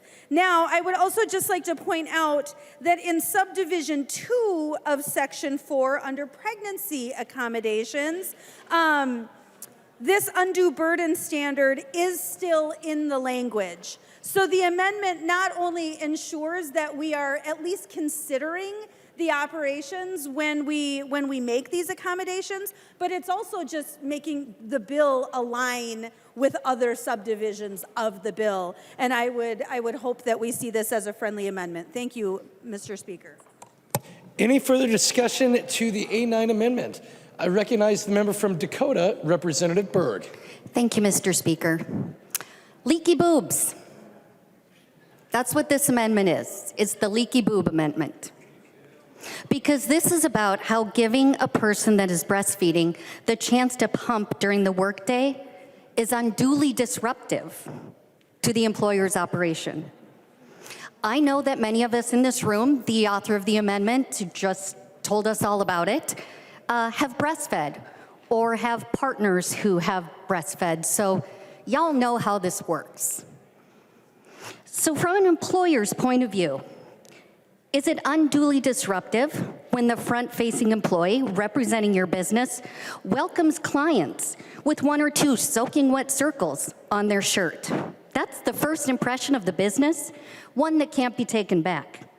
Is it unduly disruptive when the person serving your client's coffee, a meal, or a cocktail has rivulets of breast milk running down their uniform top? Or how about if your employee in a highly sanitized manufacturing environment drips even a drop because perhaps an unnoticed gap in a shirt, and if because of that a whole batch of product must now be thrown out? And if clients turn away because of discomfort from your business, or don't return to your cafe because maybe breast milk with their meal just isn't their thing, how unduly disruptive is that to you or your operation? This bill is about equity. Once again, it's that simple. Because most, not all, but most of the employees currently affected by this are low-income workers. Warehouse workers, factory workers, servers, cleaners, workers with quotas where taking time to pump that is not provided by the employer would result in not meeting quotas and possible job loss. So guess how unduly disrupted the extreme discomfort one experiences with the buildup of unexpressed milk or the possibility of infection is. How unduly disruptive is it to panic when you realize that you forgot an extra shirt and you know that eventually you'll begin to smell a little bit like sour milk? And how unduly disruptive is it that once again, through bad policy and as a society, we are shaming the functions of the bodies of all members of our sisterhood? Members, I believe in this context, we can agree that leaky boobs are bonkers. And so is this amendment. Vote red. I recognize the member from Hennepin, Representative Robbins. Thank you, Mr. Speaker. I rise in support of the new Brindley amendment. I think that we're looking to foster a culture of accommodation, and that's been working well in this state under this law since 1987. And taking out the unduly disruptive language, but then inserting that employers must provide a clean, private, and secure place for lactation is sort of doubling down. So under current law, where you just have to provide accommodation and it's not unduly disruptive, it's worked well. We have from the fiscal note that they do not expect any cost to the state because last year, Dolly, under the whole section of statute, only received 2 complaints, and they expect only 0 or 1 additional complaints per year going forward. So current law has worked well, and small businesses want to accommodate moms who are lactating, and they figured it out. But taking that unduly disruptive language out and adding in the language that Representative New Brindley is just leaving in, which says they also must provide a clean, private, and secure room, will be a huge burden on especially small employers. I'm not sure that I didn't see a definition of secure, but if a small employer, we're talking employers under 21 employees, have to, or in this case, if the bill passes, any number of employees, has to provide a secure room for lactation, they may have to build a different room. They may have to add on to their facility. I think we really need to understand that the Representative New Brindley amendment doesn't touch that language, But by also then taking out, as the bill does, the unduly disruptive language, this is going to be a real hardship for small businesses. And so, members, I just want to appeal to you that current law that allows the unduly disruptive language to remain in the bill has worked well by the admission of Dolly, and I just think keeping that in there will provide some opportunity for small businesses to work with their employees to figure this out, as we have been doing since 1987. Thank you. I recognize the member from Polk, Representative Koegel. Well, let's all get in the party. I'm another one that breastfed 4 kids. And I have a lot of experience in watching my daughters, who I have 20 grandchildren, and my daughters have breastfed 10 kids. So let's go back to, I really appreciate, would support New Brindley's, Representative New Brindley's bill, or amendment, excuse me. Because work can accommodate when it needs to. My eldest daughter was a teacher while she was breastfeeding after she took her maternity leave. And when babies get older, it's not as challenging to do all of the things that need to be done with the breaks that you can have. And she too expressed breast milk so that she could feed Ava when she was at work. Or dad could, or whoever was babysitting Ava. And that works really well. And Representative Hicks made the comment, what a wonderful thing for someone to do, to provide breast milk. This conversation, I can't believe we're here. The businesses that are already looking to provide work, this just makes common sense. I'll work it out with my employer. All of the conversation about the challenges that you can have can all be fixed. My eldest child is 44. Oh, almost 45. Oh my gosh. Anyway, regardless, medical professionals have figured out all kinds of ways to manage these issues in a long-term setting, as opposed to the worries that I used to have, because there were no products then to keep us from having wet shirts. And it was not fun, and it is not comfortable, and it is sticky, and oh my gosh, not a good thing. But let's talk about common sense here. This is nobody going to work the first, 12 weeks after you've had a child. Then when you go to work, you don't breastfeed babies like you do when they're 2 weeks old. And certainly if you were expressing milk, you would do it on a regular schedule. And either way, you can work it out with an employer. And I just believe that Representative New Brindley's amendment is a smart way of handling it. And we're getting way too prescriptive for businesses. Thank you. I recognize the member from Hennepin, Representative Joachim. Thank you, Mr. Speaker. I wasn't going to speak on this, but why not? We all have, right? I've also breastfed 3 babies. Unfortunately, my first one never took a bottle, so it was a long road, man. Second one, missed the window, had to breastfeed him into a sippy cup. That sucked. So by the third time's a charm, my family got smart, and he was a great nurser. But that was also a time when we had a young family, and my husband's a teacher. And I worked a lot of evening jobs, our first 2 kids, and we shuffled around, and then he picked up 3 other jobs to make ends meet. But I still would come, when he'd come home at night on Fridays and Saturday days, I'd go and waitress to make some extra money.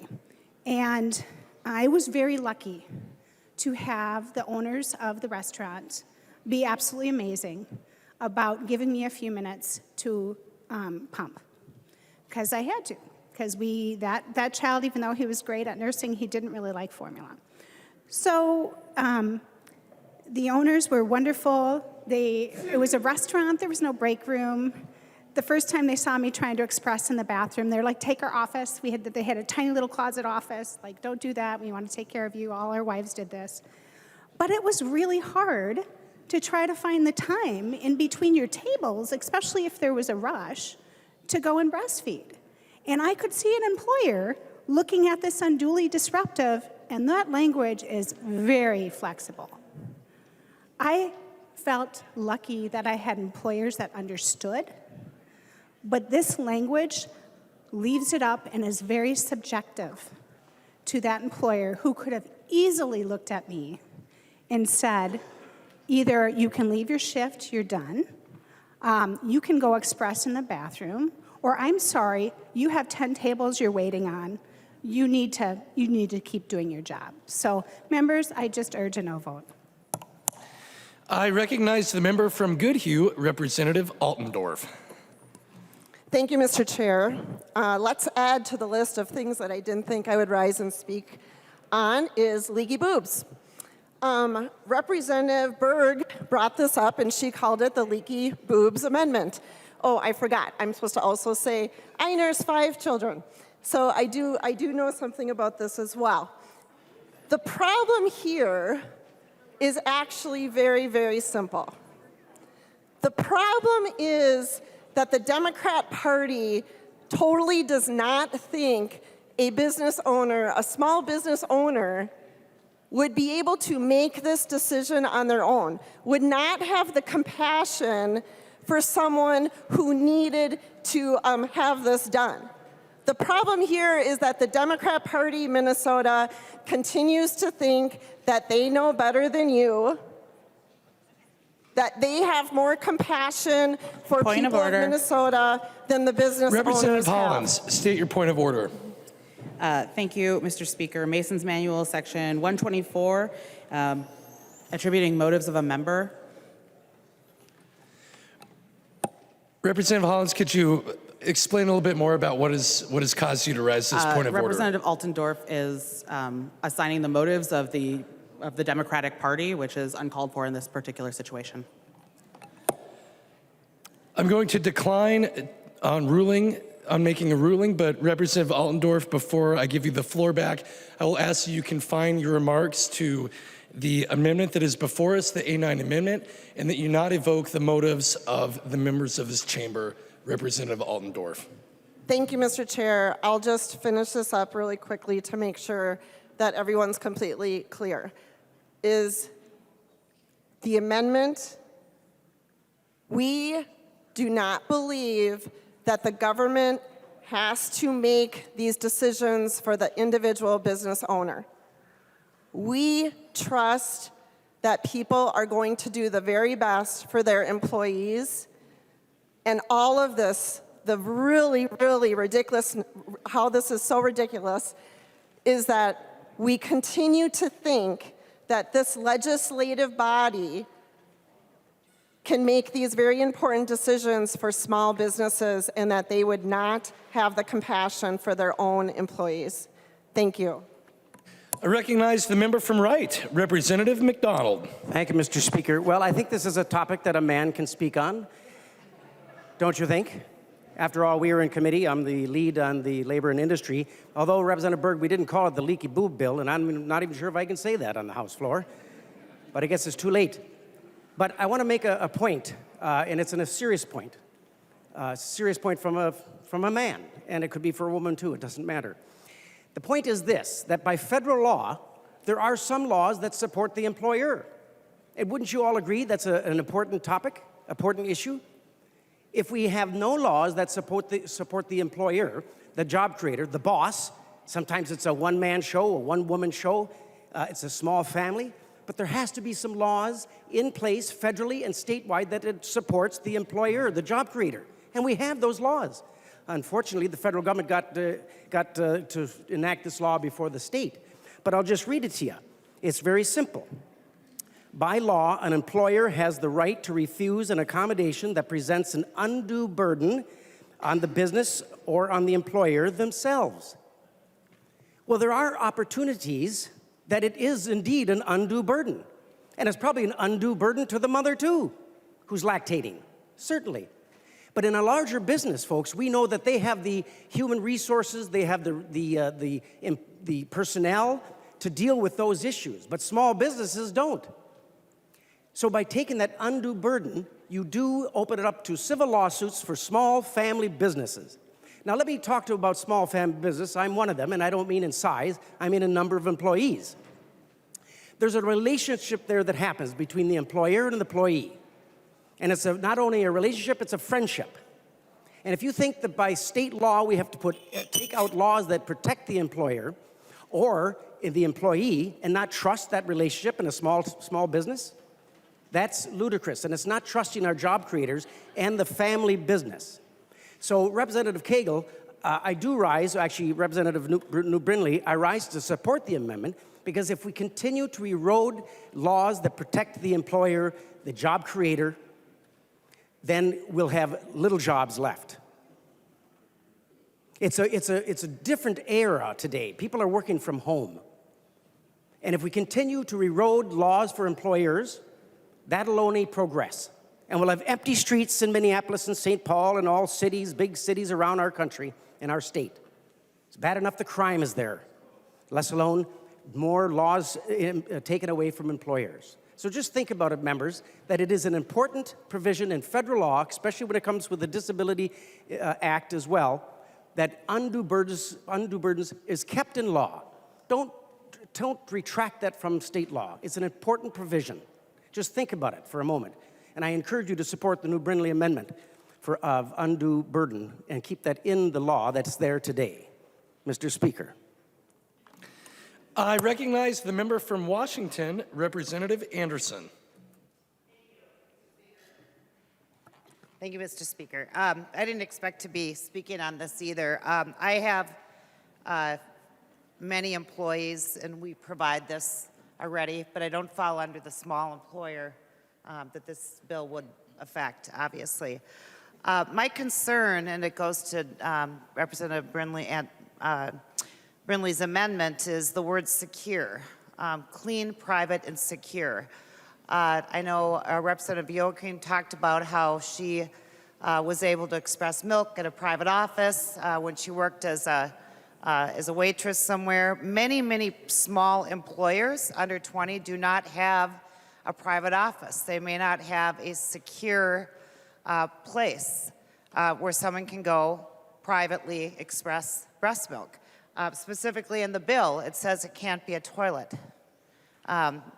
So what does that mean? And maybe I can ask if the author will yield. I can ask, how does a small employer who may have a, let's say it's a Subway store, and all they have is they don't have any back kitchen, all they have is a toilet, which doesn't qualify, how would that be handled for these small employers? Representative Anderson, are you asking the author of the amendment or the author of the bill to yield to a question? I'm sorry, the author of the bill. Thank you. Representative Koegel, will you yield to a question? She will yield. Representative Koegel, proceed to answer the question. Thank you, Mr. Speaker. And members, I was going to save this a little bit to my third reading speech, but this one's for you, Representative Driscoll. I know we were talking about this in the hall. One of my favorite jobs when I was in college was working at Pizza Hut.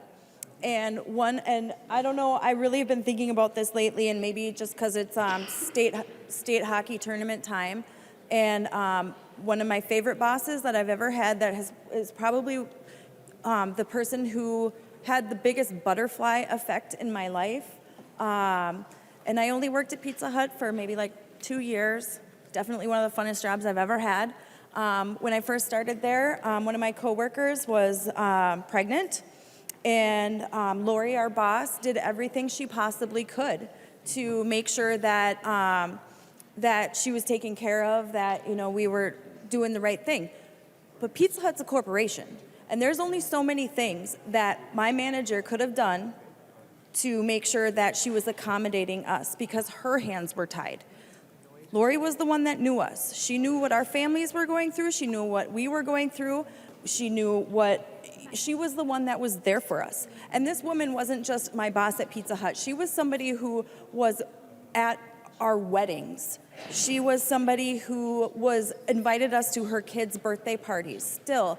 And I don't know if anybody has watched the movie Hockey Town that follows the Hermantown Hawks.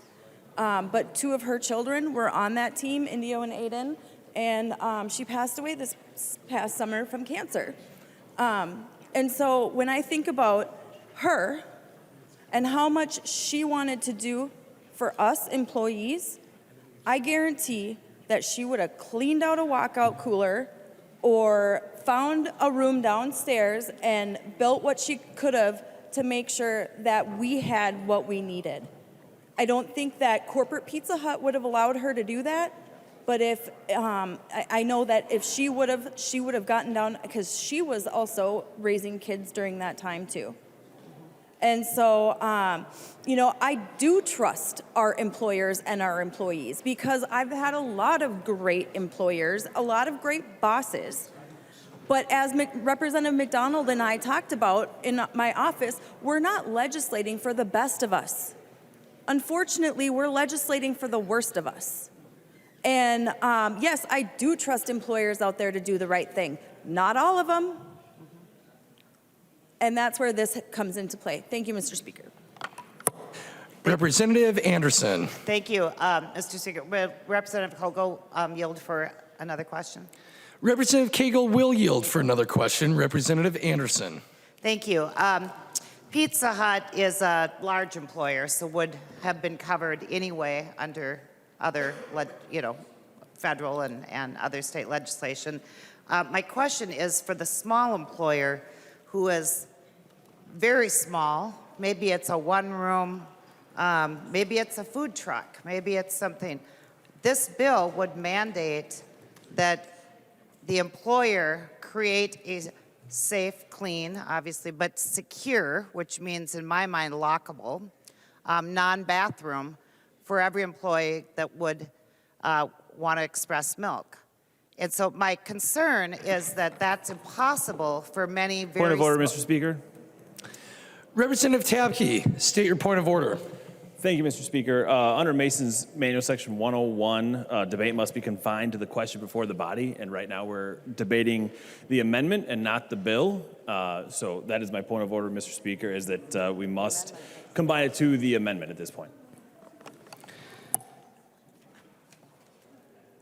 Representative Anderson, please confine your remarks to the A9 amendment, which pertains to page 3, line 31 of the bill, House File 1104, and line 1 of page 4.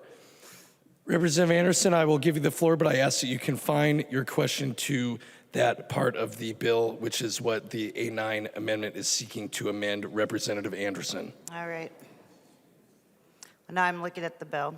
I believe the amendment removed the words clean, private, and secure. Is that correct?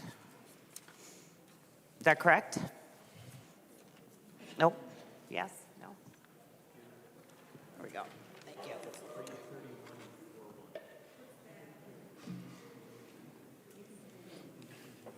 Okay.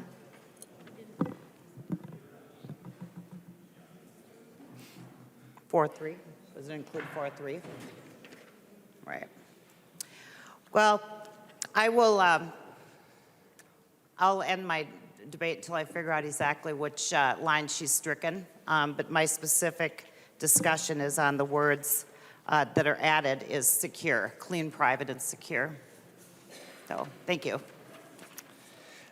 I recognize the member from Cass, Representative Knudsen. Thank you, Mr. Speaker, members.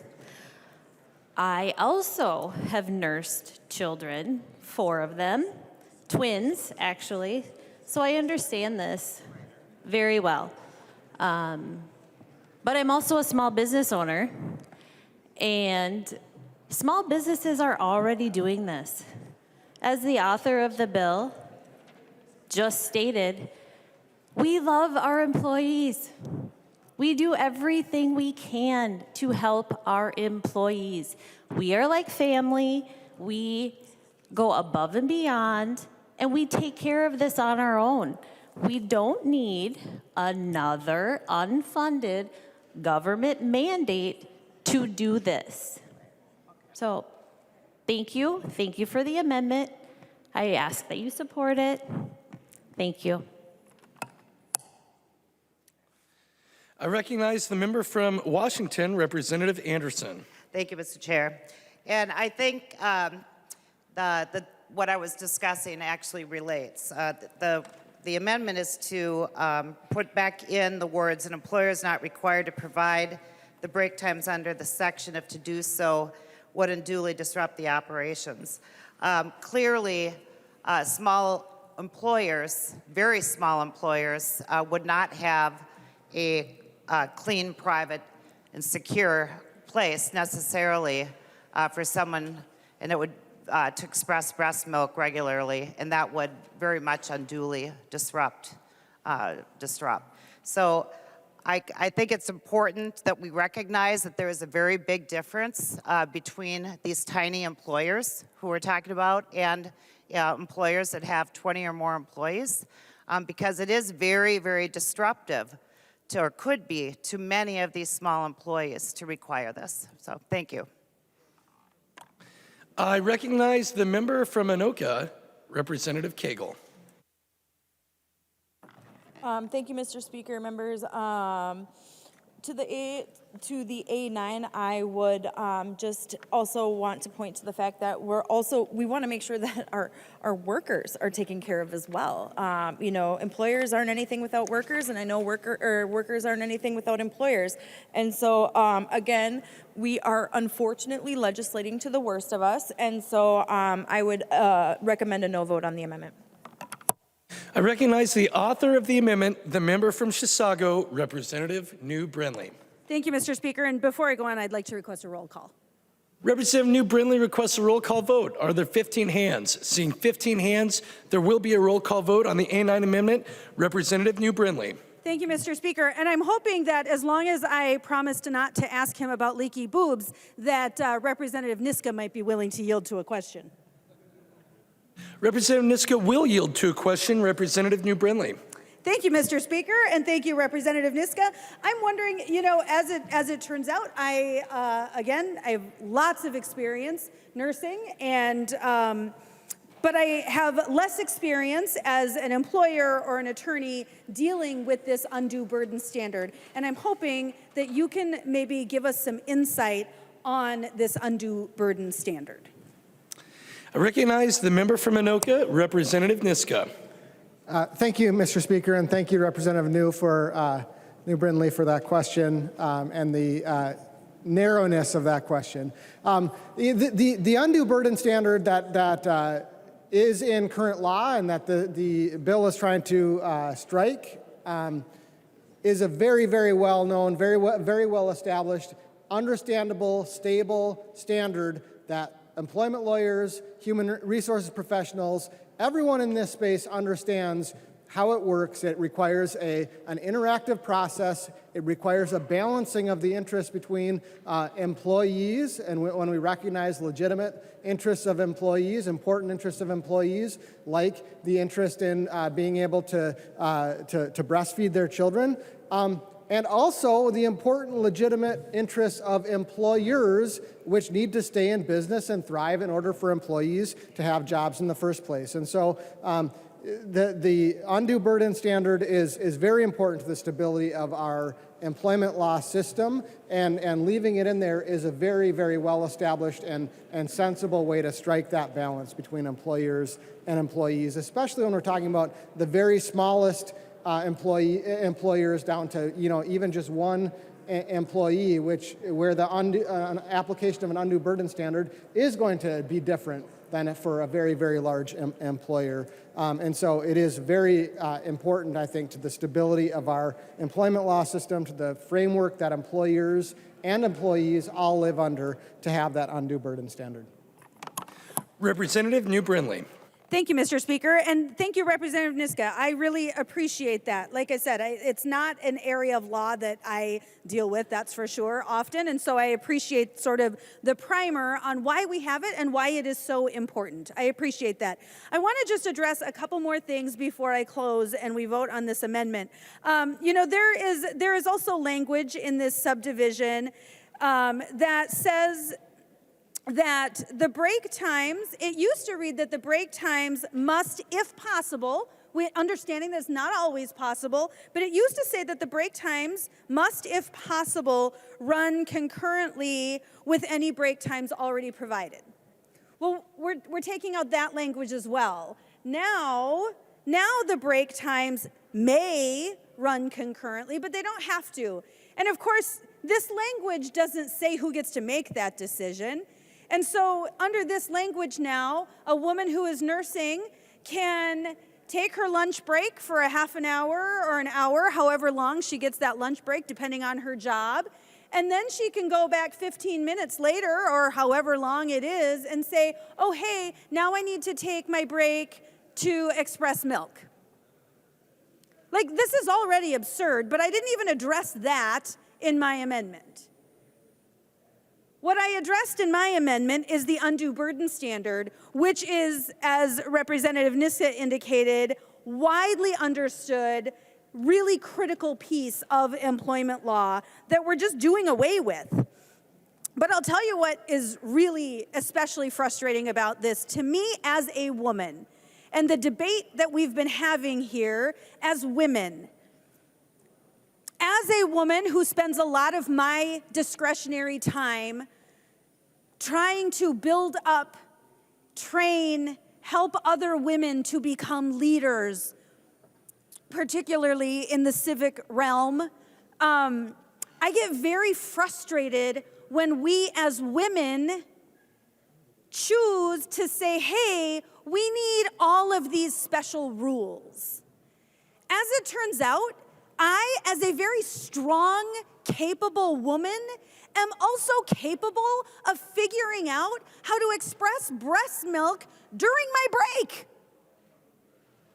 And to say that we as women just can't figure out how to control all these issues, how to deal with these issues. Guess what? Any brand new mom has dealt with leaky boobs.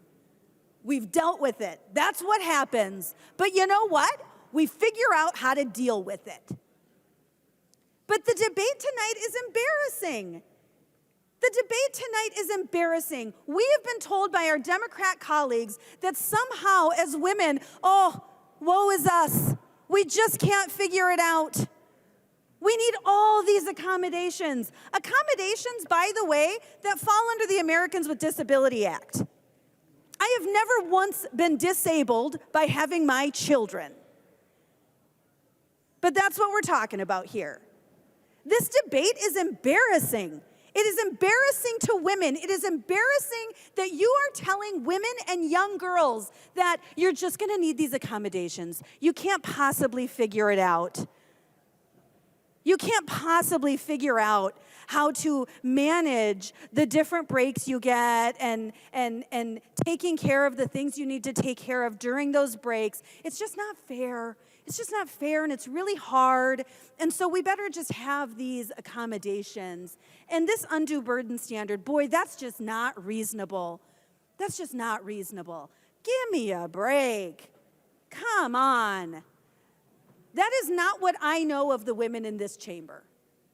The women in this chamber are strong, capable women.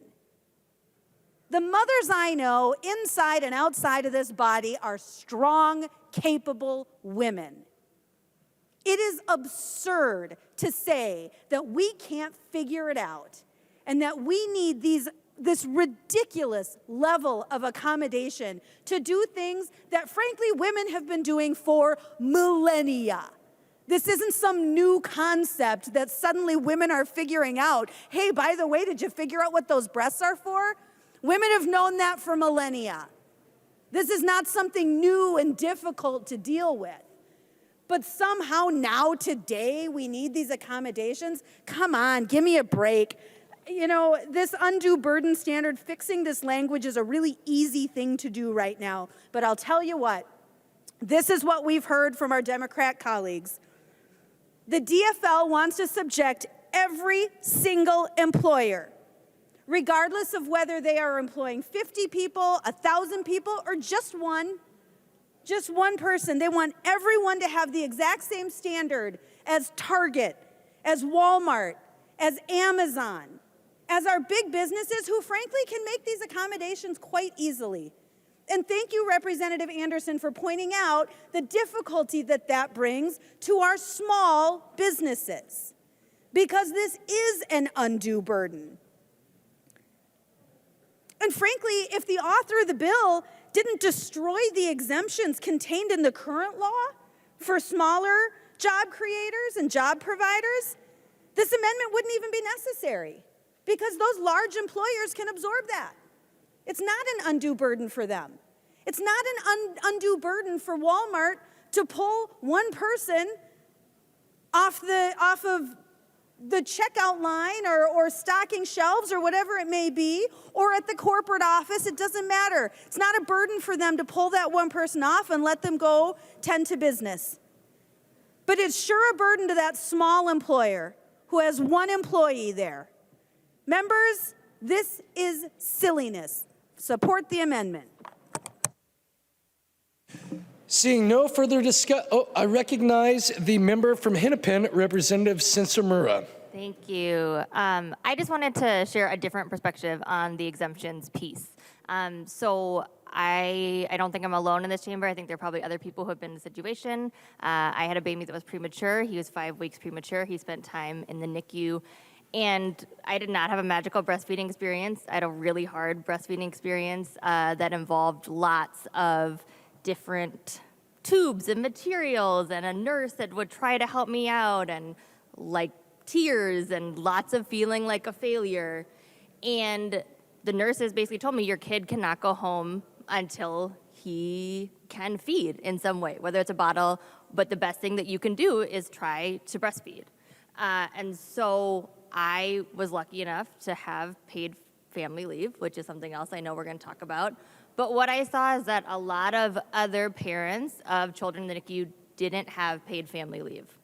So what I can only imagine for those folks who had babies that were in the same situation, your baby can't go home until they can learn how to live on their own and learn how to breastfeed or take a bottle. I cannot imagine what it would have been like to have to be at work trying potentially with all of these different devices to breastfeed. And in that case, the babies who are in the NICU, who are trying to survive, they don't care if their parent works for a big corporation.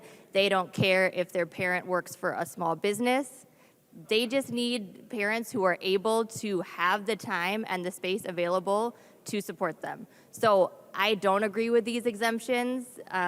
We need to give parents the space that they need to be able to literally sometimes feed and keep their children alive. And that's why I would say please vote no on this amendment. Thank you. Is there any further discussion to the amendment? I recognize the author of the amendment, the member from Chisago, Representative New Brindley. Thank you, Mr. Chair. And I guess I would just add, you know, this is the experience of women. I've been there too.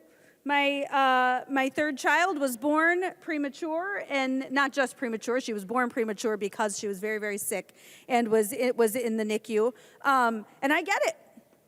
I was pumping in the car on the way to and from the hospital. I was pumping wherever I needed to pump. It sucks. It does. And it's tough. And no one here is saying that it's not. What we're saying is that, what I'm saying is that we as women have figured it out for millennia and will continue to figure it out. But what we're doing with this bill puts an unrealistic standard on job providers.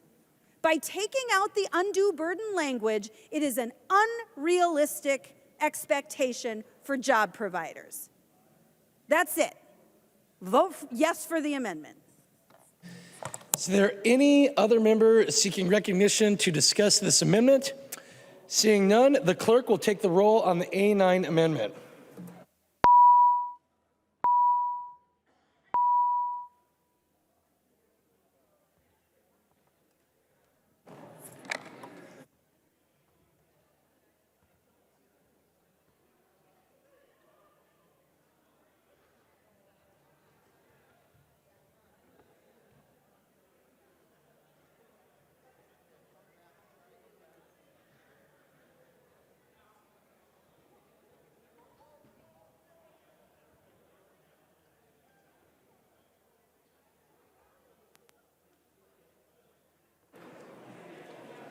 The clerk will close the roll.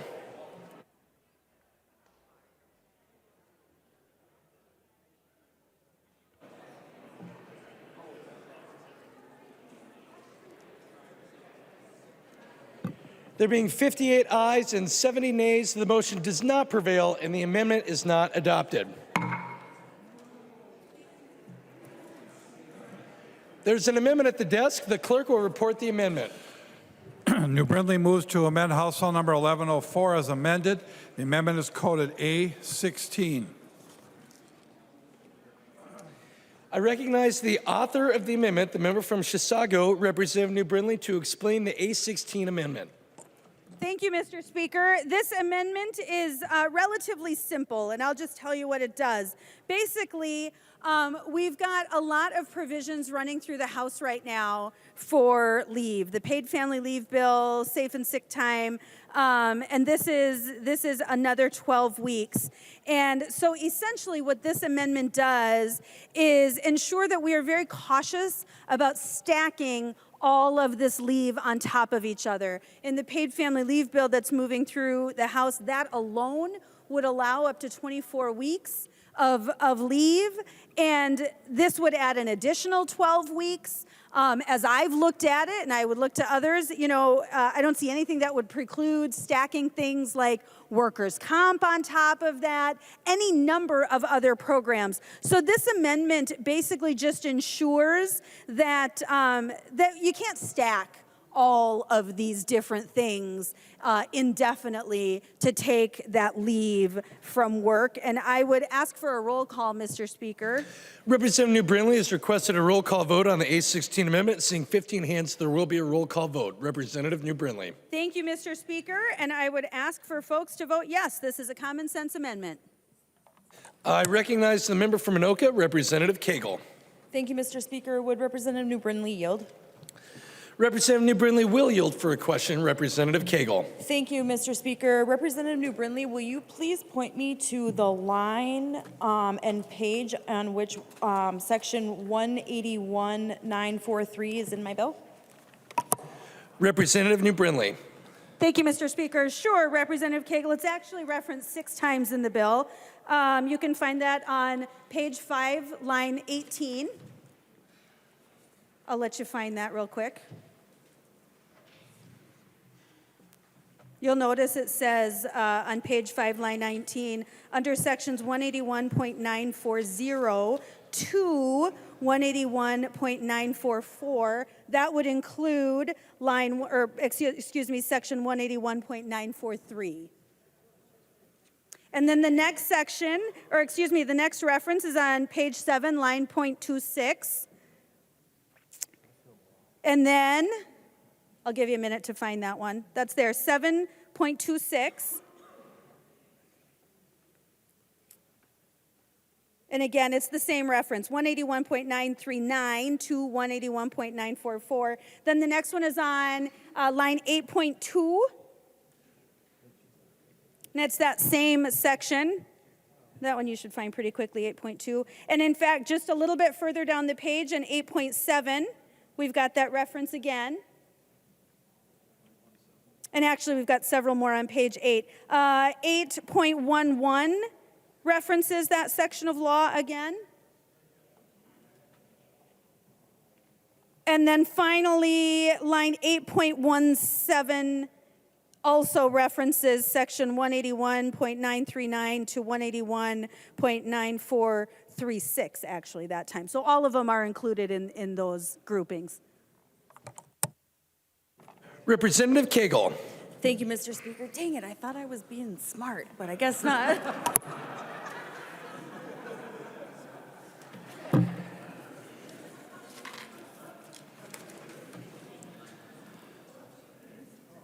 Any further discussion? I recognize the author of the amendment, Representative New Brindley. Thank you, Mr. Speaker. Frankly, it's just a common sense amendment. I get it. We're talking about employers. We are We're hearing a lot of these different kinds of bills right now. And frankly, this bill just allows for the 12 weeks. So by itself, that's fine. But we just want to ensure that as these things are passed into law and how this interacts with existing law, we want to make sure that we're very cautious about how these things stack on top of each other. This can create a real tenuous situation real quick. You know, I know every one of us is having conversations, and it doesn't matter the committee, because it affects every committee of jurisdiction. We're all having conversations about workforce. And we're hearing a lot of bills to make sure that we are taking care of our employees, but that does still need to be balanced with the needs of our job providers and our businesses. And as we know, right now, it is difficult to find anyone to come to work. And if you can find somebody to work on a temporary basis, you're going to pay a premium for that person to come in and work just for a temporary period of time. And so we need to make sure that we are cautious and judicious in how we are applying these standards. And so I want to make sure that we are careful about not being able to stack this benefit on top of benefit on top of benefit to make sure that we've got some sanity in this system. Thank you, Mr. Speaker. I believe Mr. Speaker already asked for a roll call. Representative New Brindley, you requested a roll call vote, and there were 15 hands, so there will be a roll call on your A16 amendment. Seeing no further discussion, the clerk will take the roll on the A16 amendment.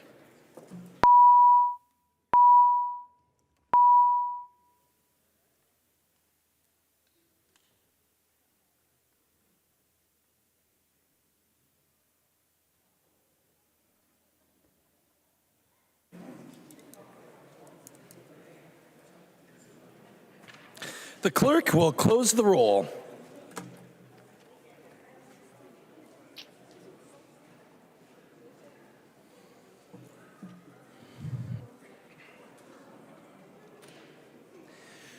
There being 58 ayes and 70 nays, the motion does not prevail and the amendment is not adopted. There is an amendment at the desk. The clerk will report the amendment. Robbins moves to amend House File Number 1104 as amended. The amendment is coded A12. I recognize the author of the amendment, the member from Hennepin, Representative Robbins, to explain the A12 amendment. Thank you, Mr. Speaker and members. I am bringing the A12 to try to give some help to the small businesses in our state. We've had a lot of conversation tonight about how important the partnership is between small businesses and their employees. And current law has worked well. As we saw in the fiscal note, they don't expect any more than 0 or 1 complaint. Historically, they haven't had more than 1 complaint, I believe the fiscal note said, and they don't expect more than that, so that's why there is no fiscal note with this bill. The current system is working well. Under current law, the leave portion of the statute allows an exemption for employers with 21 or more employees. The lactation part of current law is a carve-out for employers that have 15 or less employees. So current law recognizes and has worked well with giving a carve-out for small businesses. The bill before us wipes that out. And it also wipes out other protections we've talked about for full-time employees, employees having to work there a year. So members, the bill before you would say that every single employer in the state with 1 employee, and those employees only have to work there 90 days, and they are not any longer required to be full-time. So any small employer with 1 employee who's full-time, part-time, seasonal, what have you, now will have to meet the requirements of this bill. And so my amendment just takes it down from the current carve-out of 21 down to a carve-out of 15 that would put it equal with the current carve-out for the lactation accommodations. And it also is in line with the federal ADA, which currently has an employer exemption for 15. So members, this is just an attempt to bring some relief and reasonableness for our very smallest employers in the state. Currently, in Minnesota, businesses that have less than 20 employees are only 14% of the non-governmental workforce, but they represent 85% of all the businesses in this state. Members, we really need to think about the impact that this bill, if we don't accept this amendment, is going to have on small businesses, and I ask for your support. I recognize the member from Anoka, Representative Koegel. Thank you, Mr. Speaker and members. I would suggest a no vote on this. Babies don't care if you have,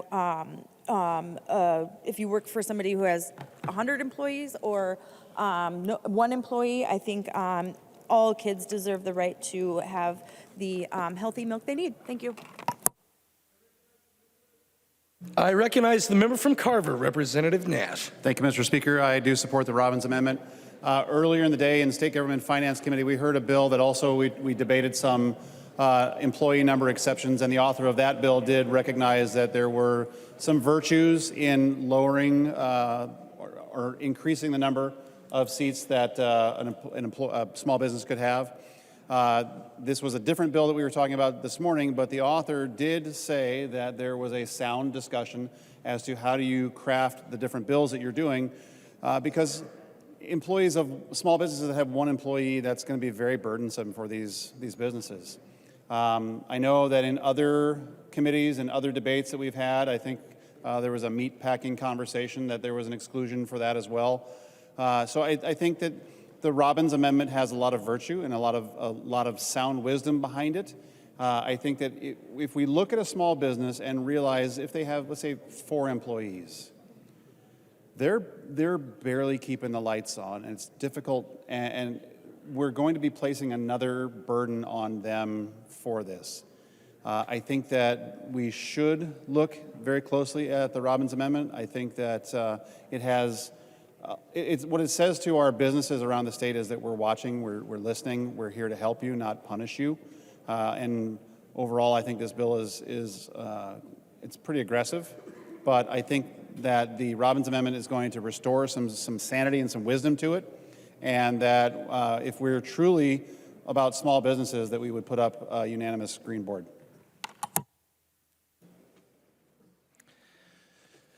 I recognize the author of the amendment, the member from Hennepin, Representative Robbins. Thank you, Mr. Speaker, and thank you, members. I realize everyone's tired, and we just want to move on, but I do hope that you will seriously consider adopting this. As we've already shown, the current law, which has an exemption for 21 employees and under, has been really working fine since 1987. And this amendment, the bill brings it down to every employer for any employee is covered, and we're just saying, no, let's just leave it at 15. Employers 15 and under can be exempt, and that's very reasonable. I know the meatpacking bill was referenced, but one of our colleagues on the other side of the aisle has a bill that gives a carve-out for 50 employees or less for meatpacking Bill of Rights. And so we recognize on both sides of the aisle that small businesses are important. And as we've heard in testimony tonight from different members, those of you who have worked for small businesses have been accommodated.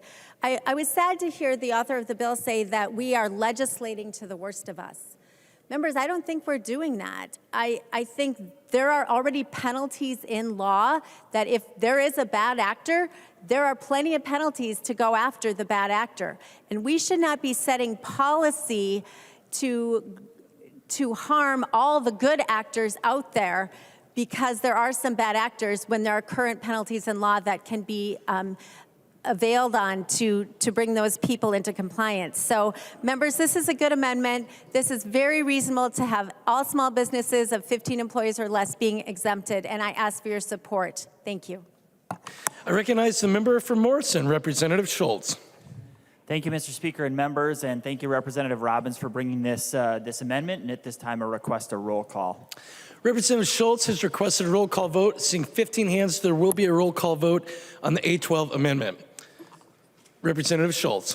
Thank you, Mr. Speaker and members. Representative Robbins does excellent work on this, and I want to compliment her for the detail that she's offered to the body this evening and referencing many different points in law at different levels of government where this reasonable exemption and guardrail has been placed. And as we move forward in our state, it's really important that we create a place, a space in our economy for small businesses to thrive. And Representative Robbins' amendment does exactly that, and I urge your support of it so that we can be more in line with guidance, especially from the federal level, and that's exactly what Representative Robbins' amendment does, so vote green on this amendment. Thank you.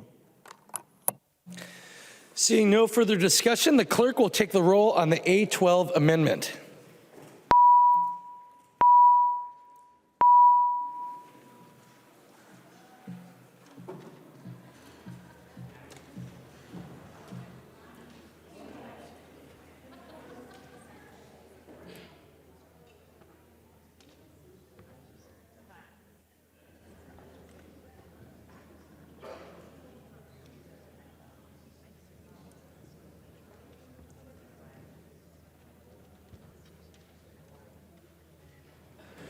The clerk will close the roll.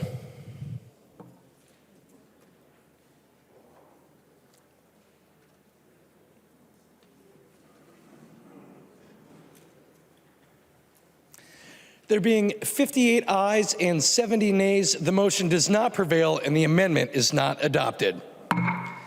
There are no further amendments at the desk. The clerk will give the bill its third reading as amended.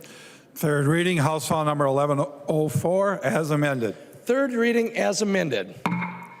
Discussion to the bill. I recognize the member for Minoka, Representative Niska. Thank you, Mr. Speaker and members. Well, the hits keep coming for small businesses. They keep coming for entrepreneurs. They keep coming for the potential businesses coming to Minnesota. Businesses want to create jobs. They want to take care of their employees, but they need certainty, and they need the law not to just keep shifting on them and creating new burdens and new potential sources of liability and new sources of litigation. Unfortunately, that's what we're doing tonight. And in particular, we're creating another opportunity for drive-by lawsuits. And so, Mr. Speaker, I was hoping that Representative Koegel would yield to a question. Representative Koegel will yield to a question. Representative Niska. Thank you, Mr. Speaker. And Representative Koegel, I'm really concerned about the way that this bill interacts with a related section in Chapter 181, Section 181.944, which creates individual remedies, and it says that a person injured by a violation of Sections 181.172, 181.939 to 181.943 may bring a civil action to recover any and all damages together with costs and disbursements, including reasonable attorney's fees. And into that range, we are now adding, under this bill, a notice standard on page 5, starting in line 8.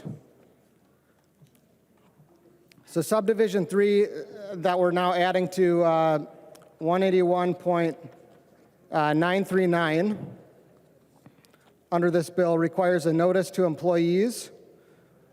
It requires an employer to inform employees of their rights at the time of hire and when the employee makes an inquiry, and requires an employer that provides an employee handbook to its employees to include in the handbook notice of employee rights and remedies under this section. So my question for Representative Koegel to understand this, how this works is a person injured by a violation of Section 181.939, if this bill passes, if an employee handbook doesn't happen to include the notice, but the notice is provided in other places as provided in the bill? I recognize the member from Anoka, Representative Koegel. Thank you, Mr. Speaker. Representative Niska, I think all that does is 5.8 is make sure that the employer is notifying the employee of their rights. Representative Niska. Thank you, Mr. Speaker. And Representative Koegel, the question is about whether all of the notice provisions in subdivision 3 have to be followed, or if an employee does receive notice other ways, but as it says starting in page 5, line 11, that an employer that provides an employee handbook to its employees must include in the handbook notice of employee rights and remedies. So the way I read this bill, if that notice isn't also included in the handbook, even if the employee has also received the notice and the other ways prescribed by subdivision 3, that this provision has now been violated. And so my question is, has that employee been injured by a violation of section 181.939 in that scenario? If Representative Koegel would yield to that question, Mr. Speaker. Representative Koegel will yield. Representative Koegel. Thank you, Mr. Speaker. Representative Niska, I'm sure DLI will be working with employers to make sure that they know exactly what they need to put into a notice. But I'm not a lawyer, so I'm not going to pretend to play one here on the House floor. Representative Niska. Thank you, Mr. Speaker and members. This is the exact same problem that we're seeing over and over again from the bills coming out of this, especially as they relate to the certainty that employers, that businesses need in order to be able to invest and hire workers in Minnesota. On House File 19 a couple weeks ago, again, we had the same problem. A bunch of questions about what is this bill going to do in terms of liability to employers if an employer just makes a mistake, right? I'm asking about a situation in which an employee has received all the notice, they've received the information, they just didn't receive it in the handbook. In that scenario, under the text of the bill that we're trying to pass today, that employee, as soon as they go find a enterprising plaintiff's lawyer who finds the attorney's fees provision in 181.944, they just need to go find a plaintiff's lawyer. I'm sure you all know a bunch of them. Look on your donor list. All they got to do is find an enterprising plaintiff's lawyer that's going to realize, hey, you know what? I can stick up this business. I can force them to pay me some kind of settlement. Even though the employee didn't actually suffer any monetary damages, the plaintiff's lawyer is going to get paid because there's an attorney's fees provision in this statute. That's the danger we're putting every business in Minnesota in. They don't know how the law is going to work. They don't know what liability is being created. The authors of the bills that we're passing out of this chamber don't know what liability is being created. On House File 19, the author of the bill, just like tonight, couldn't give us answers about what liability is being created. This is not the way to run a state. This is not the way to create an environment in which businesses want to invest, in which businesses want to hire people. We can talk all we want about the right of a child to receive breast milk, but none of that matters in the context of this bill when the businesses go out of business and the mother doesn't have a job. None of that matters. So, members, please reconsider the direction that this body is going. Please reconsider the direction that this trifecta is going. Piling more and more burdens, piling more and more punishment, creating more and more uncertainty for every private sector employer that is thinking about coming to Minnesota, thinking about leaving Minnesota, thinking about hiring more workers in Minnesota. Work matters. Jobs matter. People having something to do that gives their life meaning, that makes them feel productive, that matters. But that only happens when we have investors and businesses willing to invest in the state of Minnesota. And what House File 1104 and House File 19 and House File 2 and many, many bills that are coming through this body and that are being pushed as priorities of this trifecta are telling those businesses is, go to Wisconsin, go to South Dakota, go to Tennessee, go to North Dakota. Point of order, Definitely Mr. Speaker. don't go to Representative Minnesota. Agbaje, state your point of order. I am rising to a point of order on Mason's 101. Debate must be confined to the question before the body. We are not debating where people are going, but what the contents of 1104. Representative Niska, please confine your remarks to the bill that is before us, which is House File 1104. Representative Niska. Thank you, Mr. Speaker. Members, for the reasons that I have stated, House File 1104 is going in the wrong direction. It's part of a lot of things that are going in the wrong direction in this state. We're going to have a lot of work to do. In 2024, I think a Minnesota comeback is going to start, but we're going to have a lot of work to do to undo the damage that's being done by this body, that's being done by the body across the street, and the majority trifecta in this state. Please vote no on 1104. Make that job a little bit less difficult for us when we start that comeback in 2024 and 2025. Please vote no. Thank you. Recognize the member from Carver, Representative Nash. Thank you, Mr. Speaker. I'll be brief. Everybody should smile over there for that. When I drive through the district that I represent, and even the district that I had before that I've lost some of, that Representative Harder has picked up, I know a lot of these small business owners, and some of them are close, dear, personal friends. Some of them I attend church with. I've been known to frequent a brewery or two with many of them, and some of them are breweries. There's a theme there. But what I know is this, that those small businesses fought like crazy to stay open from the pandemic. And what we've seen in House File 1104 and other House files that have been passed, earned sick and safe time, paid family medical leave, a lot of these other things, is the assumption that businesses, this is my take, businesses are doing something wrong, we have to fix that, we have to enable that, we have to make them comply. We're going to make them comply. You know, I have 6 kids, 3 sons, 3 daughters, and our middle son, we call him Navy boy because he served in the Navy, was just home. His younger brother and he were wrestling on the floor. And the younger brother, who is massive, he is 6'5", 220, and just set a weightlifting record for the state of Minnesota for his age. He deadlifted 611.8 pounds. So older brother is at a serious disadvantage when they were wrestling on the floor. And it was fun to watch. I just stood back. My wife usually says, go fix this. I'm like, no, because they'll throw me around like a rag doll. But one of them eventually had to tap out. That's what businesses are going to eventually do. They're going to tap out. They're pinned on the floor.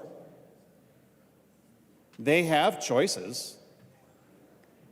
I had one business said, Jim, you know what is remarkable about Wisconsin, North Dakota, and South Dakota is that it's a short drive for me and my family.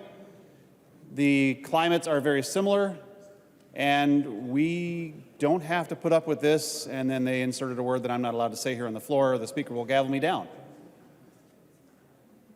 But that's what you're doing to businesses. You're assuming that they'll just take it. That you can make a mandate after a mandate after a mandate, and I think the penalties here are $3,000 per violation. Well, come on. Small businesses are oftentimes run by their HR department, and all of their back office stuff are run by the same person. There is an inevitability that something's going to be missed. But if they miss it, we're going to hit them with a violation of $3,000 after they've had to make accommodation after accommodation after accommodation. And when does it stop, majority party? When do we stop building things off the back of small business owners in the state of Minnesota. When is that going to happen? Because I'm not seeing an end in sight. I read the bill introductions, and there's another one, and there's another one, and there's another one. But 1104 is kind of a smack in the face. And I don't disagree with a lot of what is being talked about in this bill, but it's the execution. It is the details, the back office stuff that becomes very problematic when you shove it down the throat of small businesses across the state. And again, many of the small businesses in my district, they're still paying off credit card debt that they used to stay alive, to pay their bills, to stay open so that you can clobber them with more bills like this. And I just want to ask, have you stopped and talked to some of them? Because the ones that I talk to, their credit score is in the tank. They have maxed out their cards. They're gently coming out of this.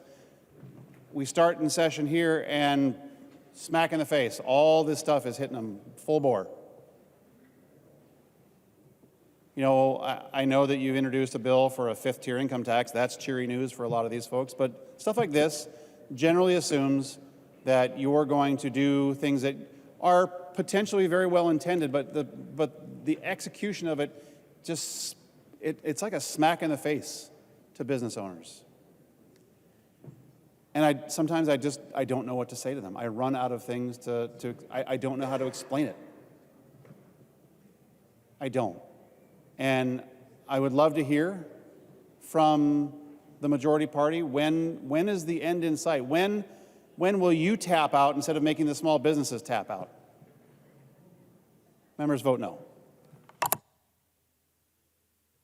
I recognize the member from Stearns, Representative Perryman. Thank you, Mr. Chair. My grandmother taught me to never miss a good opportunity to be quiet, but I can't be quiet right now. I am a small business owner, and I was elected by my constituents because I campaigned as a business owner with smart thinkings, with managing budgets, and handling rules and HR, and they thought that would help me to be a great legislator here today. And so I'm going to fight for small businesses of what I'm standing up for today. I'm standing up for the interest of Minnesota small businesses and what another bill like this will do to us. Small businesses, 20 or less employees, are about 85% of our businesses. 20 or less employees. And I know that because I have been the St. Cloud Chamber Board president 2 times because I believe in small business so much. And then I have bought small, different businesses. We are already experiencing decreasing margins. We are already experiencing mandates that I'm going to have to do so much paperwork that it's going to cost me because I'm going to have to hire all these new mandates that are being put on us. We continue to rewrite the labor regulations for complications on small businesses. My employees don't even know what the heck they're going to be encountering when all these bills are passed, because I'm going to have to rewrite my whole HR manual. Every week we seem to be passing something different, and it's going to cost us more and more. How much more can we give as a small business? How much more do you want Main Street businesses to shut down because of the crap we keep voting in? I'm sorry, I'm upset because I have been a small business owner for 25 years. And I believe in my people, and I believe in the small business owners. They know how to do it. They've been doing it for years. Again, I think a week ago we asked how many people in here are small business owners. And I'm not sure, we didn't get an answer. That's a hypothetical question. I'm just saying that out loud. But if the last person that gets paid in a small business is the business owner. And why do you think that is? because we care about our employees. You know what? I don't think I ever thought when I campaigned and got elected, I would be on a respectful floor like this and with great people like you talking about leaking boobs. I mean, I really just kind of took that back. But this bill has statements in it about leaking boobs, and my head goes to, okay, where are small businesses going to have this happen in their storefronts? Because small businesses have small storefronts. So there's another cost. They're going to have to find something to get this done. The last cost was the sick leave costs. I, have been talking to my employees about that. There's so much confusion with these things that we're passing. I just wish we could slow down a little bit and talk about it a little bit more and talk to the business owners. You can't tell me business owners are all for this that's coming, because I've had them in my offices.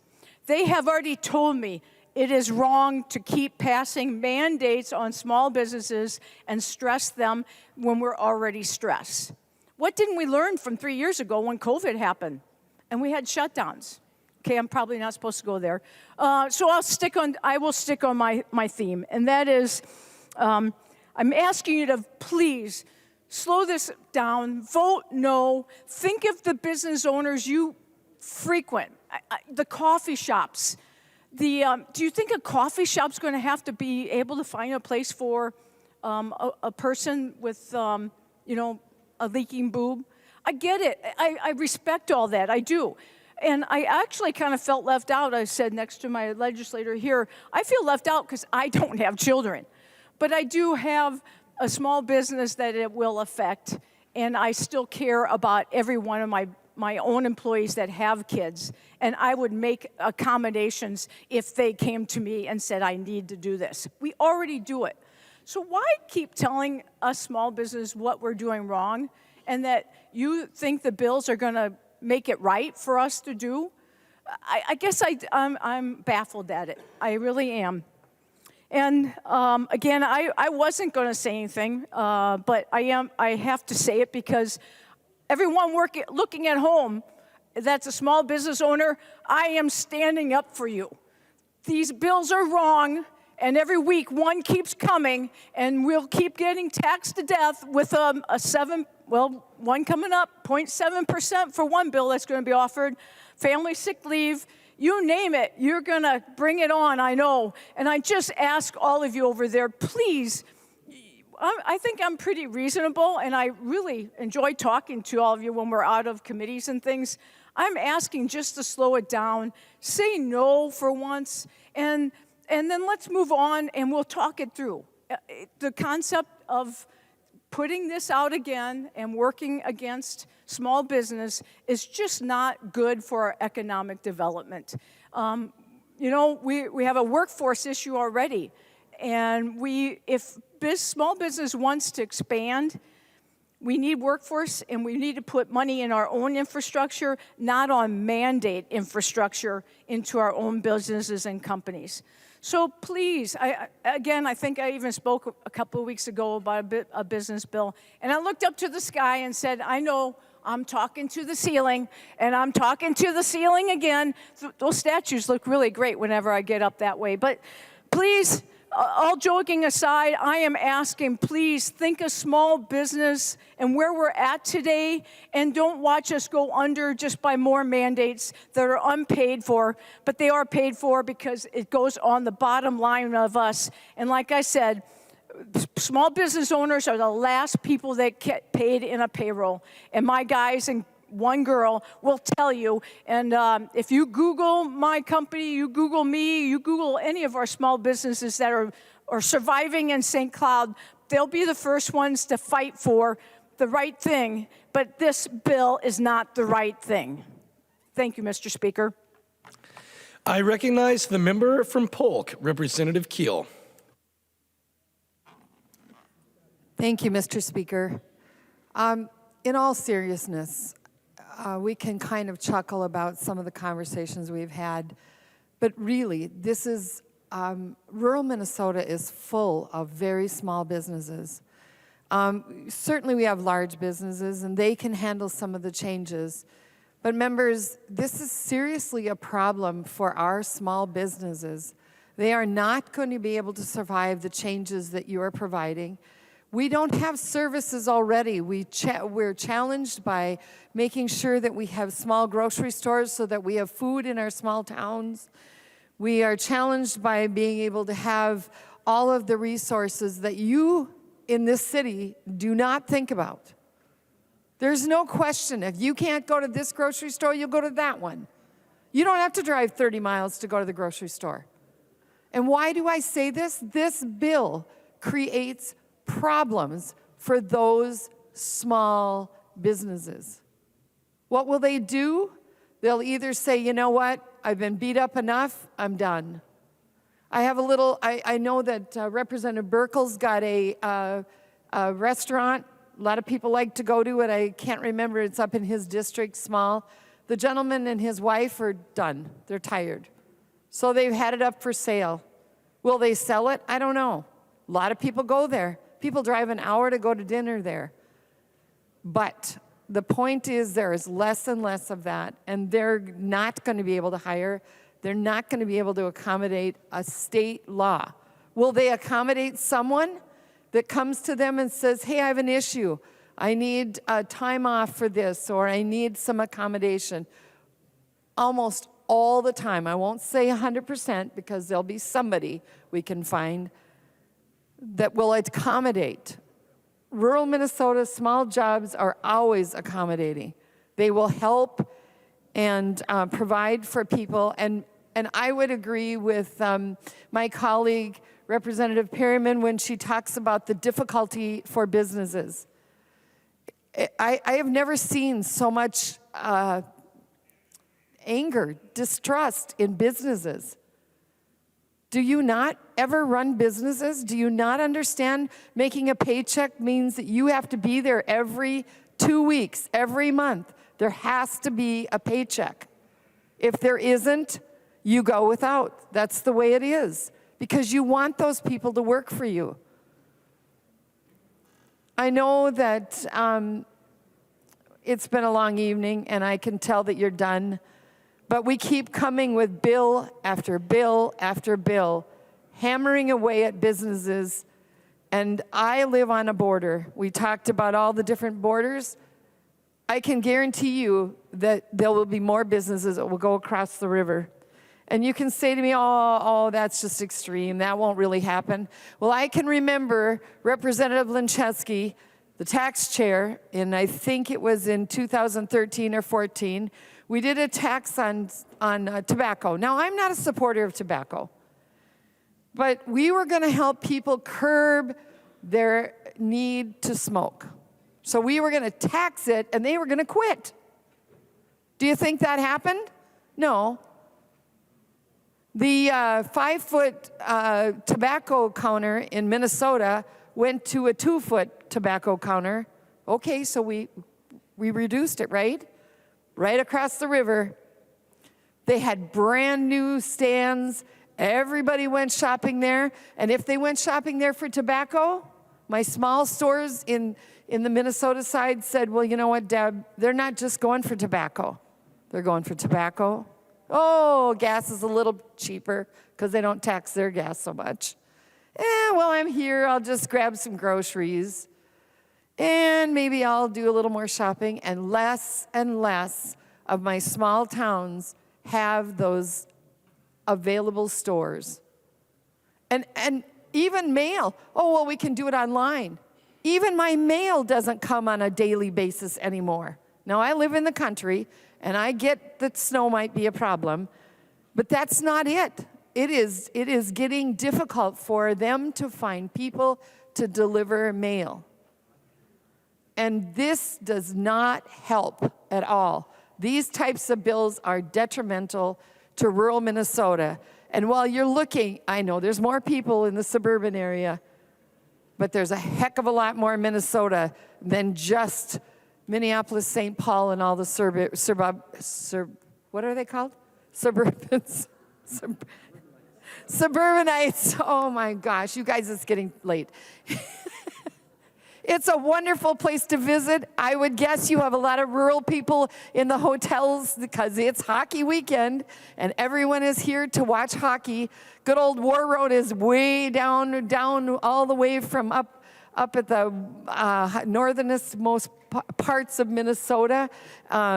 They are definitely all hockey. They'll be here. They'll enjoy Minnesota and Minneapolis and St. Paul and all that you have to offer. But they'll leave here because they don't like the rat race here. And they truly don't.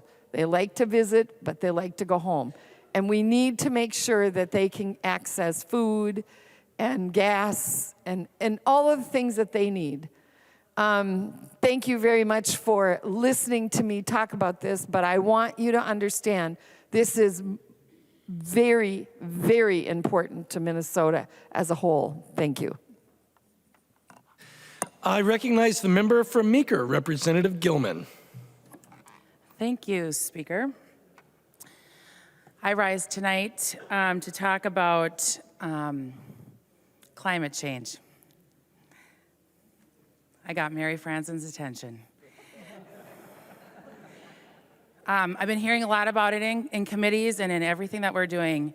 And I just want to talk about climate of a business, climate of a work culture, climate of not being able to trust reasonable business owners, people that are great with business, great with human beings and individuals, and think about how the impact will have when there is an exodus, as representatives have talked about, of businesses that bring tax dollars to this body to deal with. As lawmakers, we have a $19 billion surplus right now on the backs of people that work hard. And I'm concerned tonight that as we sit here and listen and chuckle about certain things, I think about the climate of the environment of our employees. I have to daily weigh in. I had a manager's meeting this morning. Thankfully, there's Zoom and conference calls available. And I think about, we have a manufacturing company. It's predominantly male employees there, but we also have females. And I think about how would a bill like this impact, not only females in the state of Minnesota, but the males that are working hard too. And you may not think that people take notice, but we've also had people notice how many times so-and-so runs to the bathroom in an 8-hour period. And it sounds crazy, but it's none of my business why they're using the restroom. We have people that leave committee all the time and take a phone call and do things. I shouldn't know if someone is going to use a secure nursing room. It's nobody's business. So I'm just concerned again that we are meddling where we don't belong. Limiting government is a gift. And it's a gift that will impact climate change in Minnesota because we will have the revenue coming into Minnesota. Thank you. I recognize the member from Washington, Representative Anderson. Thank you, Mr. Chair. I started my first business in my 20s, and at the time, things were not so complicated. That was 30 years ago, almost 30 years ago. And it was a small business that eventually grew to become a larger business or mid-sized business.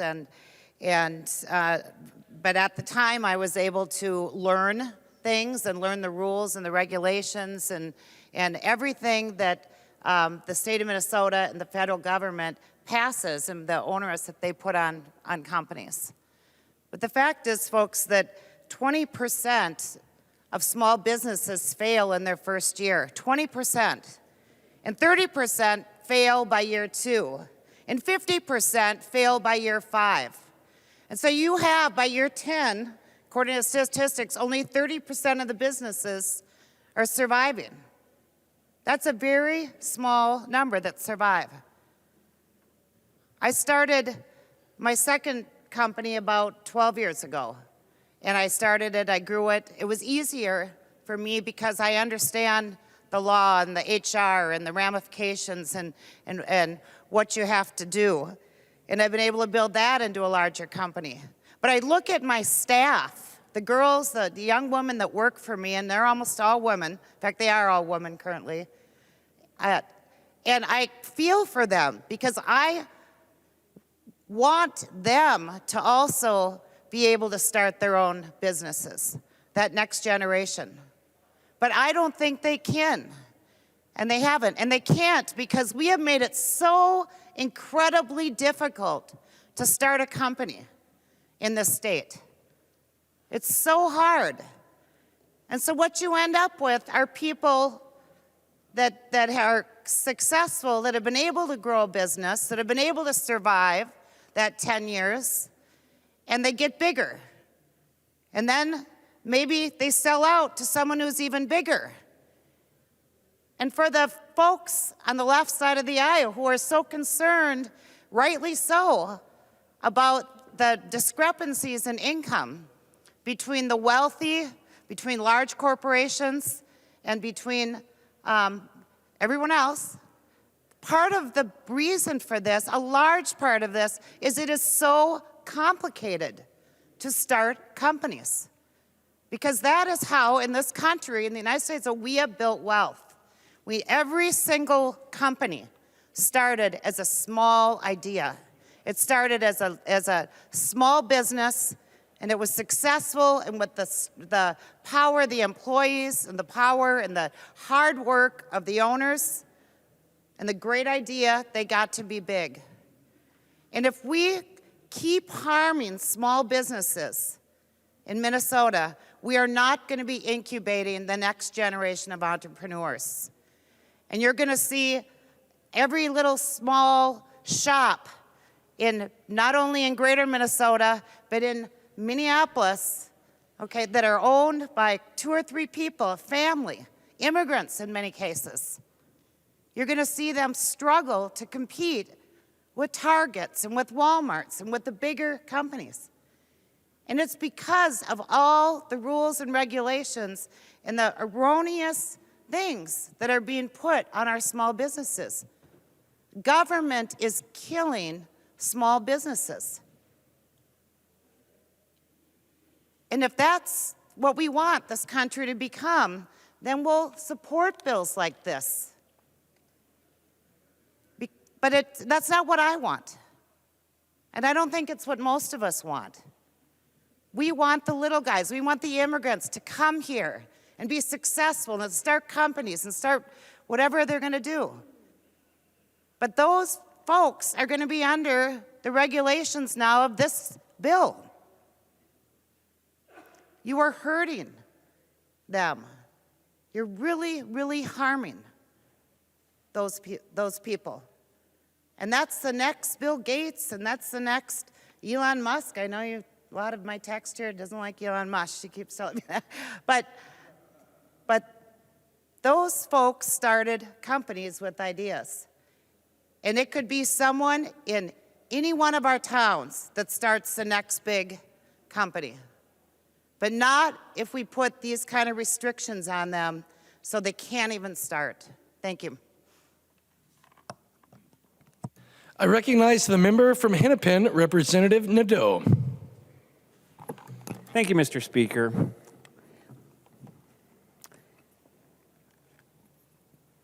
I feel like the Lorax for small business members. It's the last time I stood to speak. We talked about another impact on small business. And I remember when this body used to really think about putting mandates on healthcare providers, on our plans, on small businesses. We'd really discuss what those were and balance that with the economic impact of that. What are the costs versus the benefits?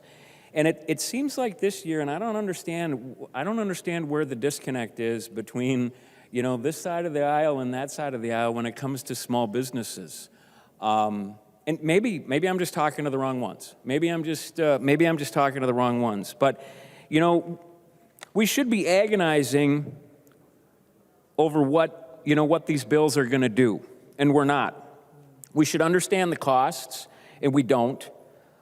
We should do our best to align the existing benefits and understand what our private businesses are giving their employees and provide that guidance. If we want them to, increase those, we should try to provide that guidance rather than instituting a mandate. But we immediately go there. We've stopped respecting the challenges that small businesses face in not just starting a business, but operating it in an environment that has become increasingly difficult.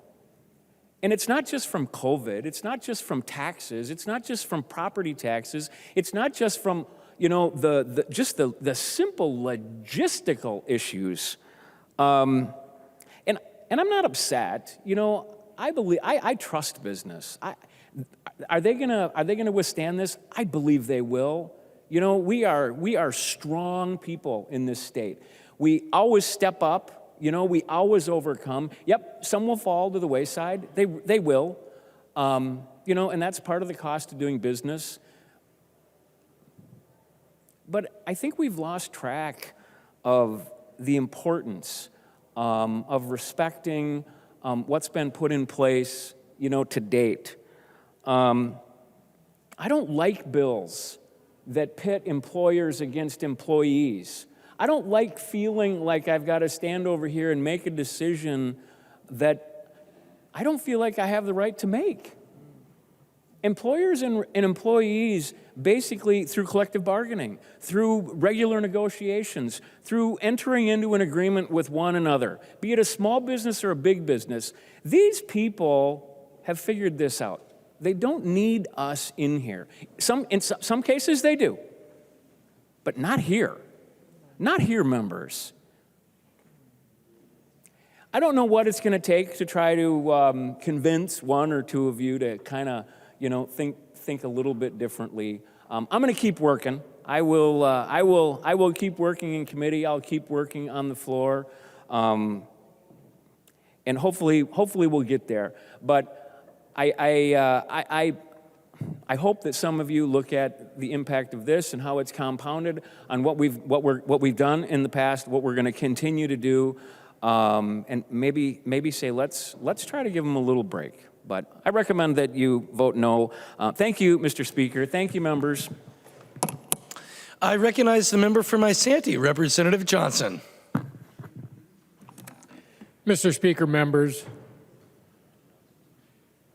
this bill and all the bills that are hurting small businesses, we have to stop.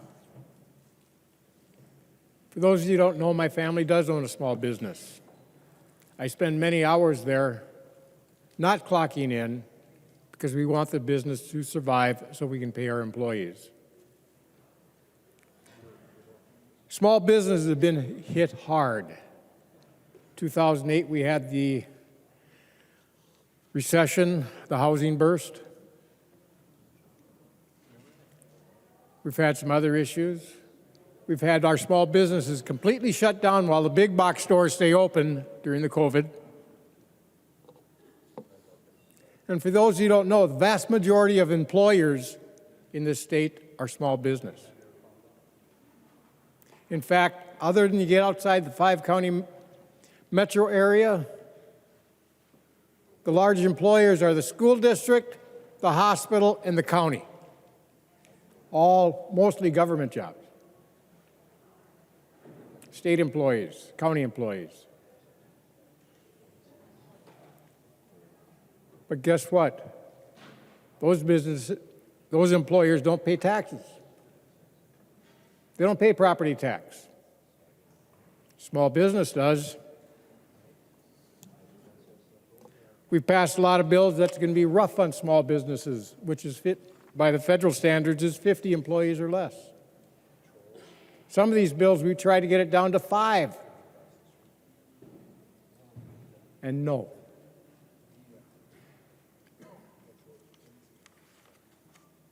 In the best part of Minnesota, outside the 5-county metro area, most businesses are small. And without those businesses in our communities will die. I have a baker in my town, and Marty struggles every day for employees, getting the product she needs to make the donuts and the bread,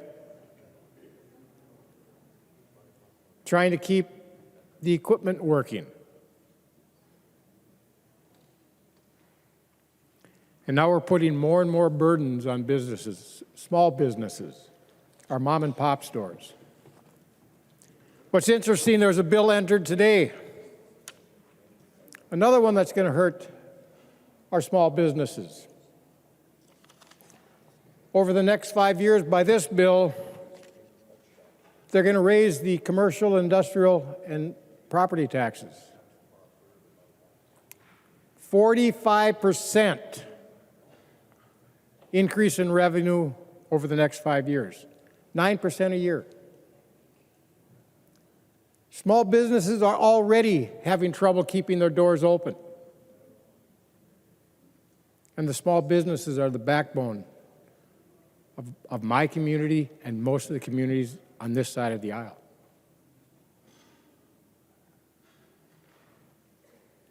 It's frustrating looking and hearing at some of this stuff going on, knowing that it's going to actually be detrimental to my community what your side of the aisle is pushing on us.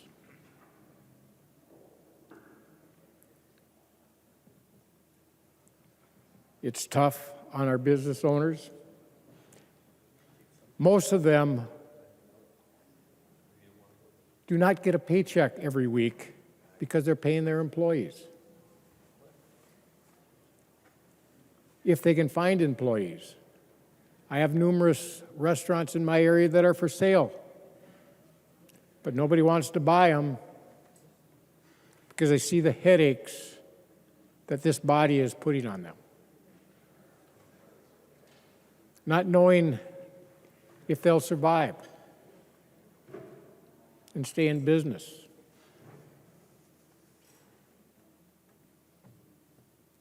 Guess what happens when we don't have employers? We don't have employees.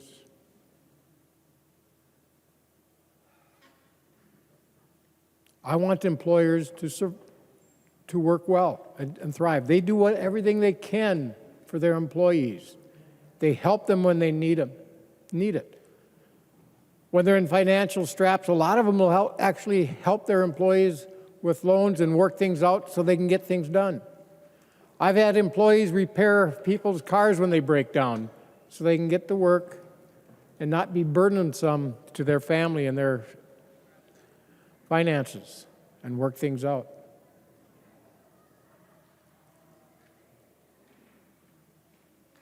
We don't have we're not fortunate in most of the state to have the big industrial skyscrapers and stuff that you have down here, large employers. We have mom and dad and mom and dad's pop shops. We need them. We don't need you to try to run them out of business, which all these bills that you're pushing through is going to do. It's time to put an end to it and work with employers and employees to make sure that the business can survive and thrive so the employees can do better as well. Because without the businesses and the employers and the job creators, they don't need the employees. And I want the employees, and we need the employees, but to have them, we need the employers. Please vote against this bill. I recognize the member for Morrison, Representative Schultz.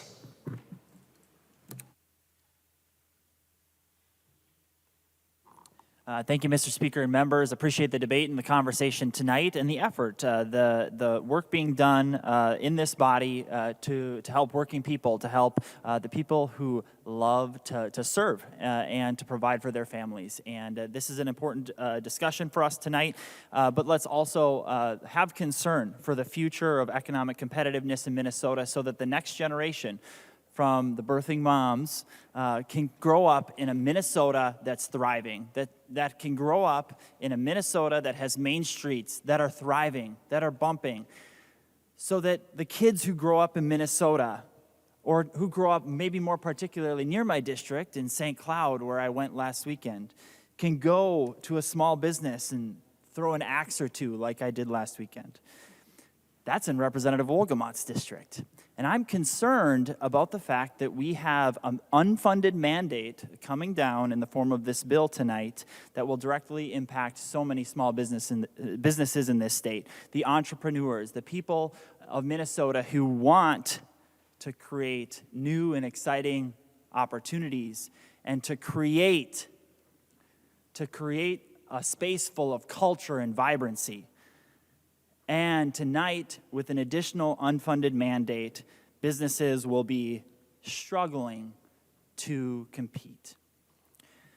We've heard tonight, and I'm concerned about the fact that this runs in an inconsistent fashion with federal law. That this bill is inconsistent in the way that we're treating small businesses. Small businesses don't have to be the ones who have the targets on their back here. But this legislature seems insistent upon that. And in other cases, it's really hard to define what a small business is and what we should be providing exemptions for. Why can't we find some regulatory humility and certainty? Why can't we follow the same definitions through this session? Why can one industry benefit and not another? You know, I enjoy businesses across the state, and I also was just thinking of, you know, it might be a mall or a strip mall where many small businesses are. I was thinking about actually Representative Finke's district, in a place where there's a small coffee shop just simply inside of what I would call as a strip mall. But inside of that strip mall, all they have is a countertop.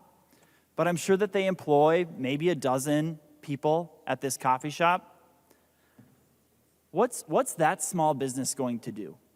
What is that small business going to do with legislation like this? I think that answer is unanswered. That question is unanswered, members. The impacts to small businesses in this bill are quite large. It's inconsistent with other bills moving this session. It's inconsistent with federal law. And when we consider the competitiveness of our state, let's remember that we want the next generation to live and grow up here in Minnesota with vibrant culture and vibrant opportunity through a growing and thriving economy, where we don't have to have unfunded mandates from government telling us how we care and treat for our employees. That's why I'll be voting no tonight, and I invite you to do the same. Thank you. I recognize the member from Otter Tail, Representative Murphy. Thank you, Mr. Chair. I want to talk a little bit about agriculture. I haven't heard anybody talk about agriculture. I talk a lot about milk, but not much about dairy farms. My background is, for 26 years, I called on dairy farms. There was well over 1,000 dairy farms that I would have called on. And I don't think of any of them that fit the parameters that you're working with for this bill. So they're all going to be affected. When it comes to a secure place, they don't have a secure place. When it comes to women in dairy, there's a lot of women that are in dairy. There's daughters' friends, a lot of women work in the parlors. But what you're doing here is really going after small business, and agriculture is going to be poorly affected. You know, most of these small businesses that I called on were probably in the neighborhood of 5 employees. And so to think that they're going to just change their business, they're not. They're going to quit their business. And when you look at a $3,000 fine, when you have 5 employees, if you find $3,000, it's a big deal. And so you're crushing agriculture. Agriculture will not come through this very well. You know, my Uncle Bob used to say, and he was in insurance, but he used to say, you know, in agriculture, anything that comes from the ground is where wealth comes from. The rest of us just spin it in a circle. And that's exactly what's happening here, but you're cutting off the part that creates the wealth. You have to stop coming after small businesses like they're the enemy. They're doing good things for their people. People like working there for a lot of different reasons. But what you're doing with all of these bills and piling all of this on, like this particular bill, is you're making it really hard for those places to stay in business. And they will be quitting. Thank you. I recognize the member from Goodhue, Representative Altendorf. Thank you, Mr. Chair. This week, with the budget just recently coming out in Minnesota, a few things I want to talk about tonight is just some basic economics, right? You know, so we're looking at a budget, we're looking at what's driving our economy and our future spending, because we love spending, right? We love spending dollars. Well, a lot of our budget is coming from three main sources. They're coming from income tax, corporate tax, and sales tax. That's what drives our economy. That's how we get our tax base. That's how we get our budget. And then we move forward and we decide where those tax dollars are going. One thing that COVID taught us, good or bad, in the last 2 years, is that we need to be attractive. We have found that a lot of employees can work at home. For the first time, we have a large percentage of employees that can work remotely. And I'm not sure we're looking at that.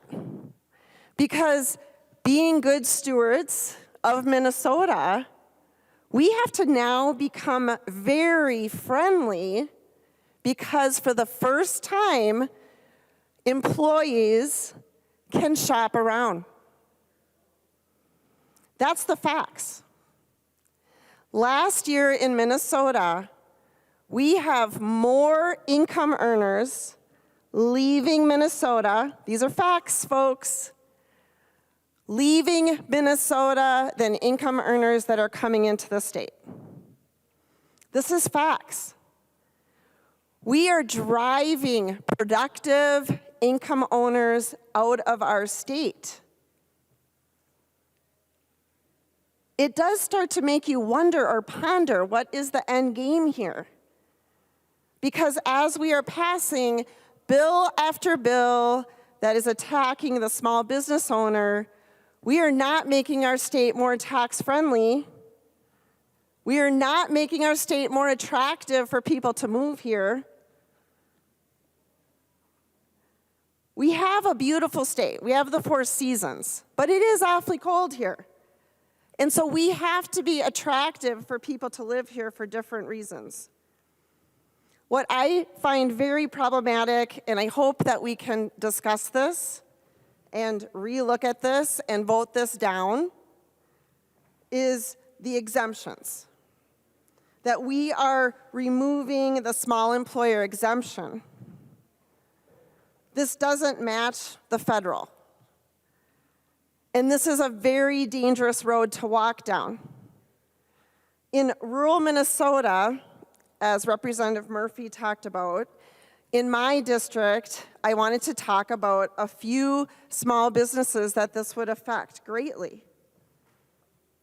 We have a lot of farmers, and they have been very financially hurt the last few years. First of all, we're having a workforce problem. We all know this. They're already struggling. And as the state legislature again and again and again thinks that we know better than small business owners and farmers, they are not going to be able to keep on working. They're not going to be able to stay open. So farmers is a big deal. Another industry that I want to talk about in my district is nursing homes, mental disability homes. They're really struggling. This week I had 2 calls from my district. One nursing home closed in my district. Another nursing home told me that he's a young man, he invested in buying a nursing home, and he said that they have young kids and that they're literally taking diaper money to stay open. that from their family budget. I said, let me understand this. You as a nursing home, you are not turning a profit? And he said, no, we're not turning a profit. We cannot stay open much longer. This is a crisis. And this man, God bless him, he has many residents that he said they do not have a place to go. If this nursing home shuts down, where will these people go? These are some of the small businesses that we're talking about. Big businesses, the 3Ms of the world, the Targets of the world, the IBMs of the world. They have great incentive packages. But we have a lot of small businesses in rural Minnesota. And it's not that they don't want to treat their employees well. It's not that they don't care about their employees. It's that they don't need government to tell them how to manage their businesses. In a free market and in a free world, employees would shop around. They work at places that they love. They work at places that the employers treat them well. Again, we have a workforce shortage right now, correct? So they have that ability to move and to go to where they want to go to. We should not make small businesses the villains. They should be exempt from this law. You cannot say that they are equal from being out in a suburban, a big organization, and these small businesses that I'm talking about, restaurants, nursing homes, gyms. These are not businesses that are created equal. The businesses that invest to keep their economy thriving in small towns, the investor, the business owner, they have put an awful lot of time because they want their business to thrive. They have taken on the risk, the loan, the financial burden. Many of these small businesses, they have loans. They might have mortgaged their house against their business. But we act like they're the villains.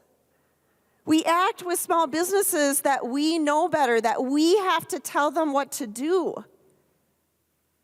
And this doesn't make any sense. So this exemption where we are removing that, this is all the way down to a business that just employs one person. One person. We have to protect our small businesses because of rural Minnesota. We have tax-friendly states around us that we border. Iowa, South Dakota, North Dakota, Wisconsin. My district borders the Wisconsin border.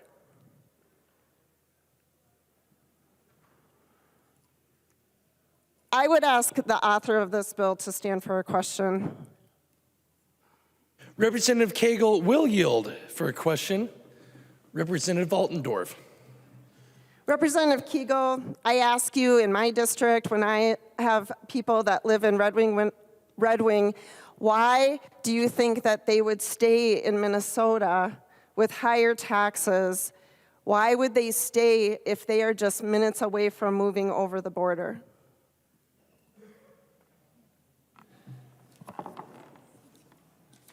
Let's make sure that we are confining our questions and our remarks to the subject before us, which is House File 1104.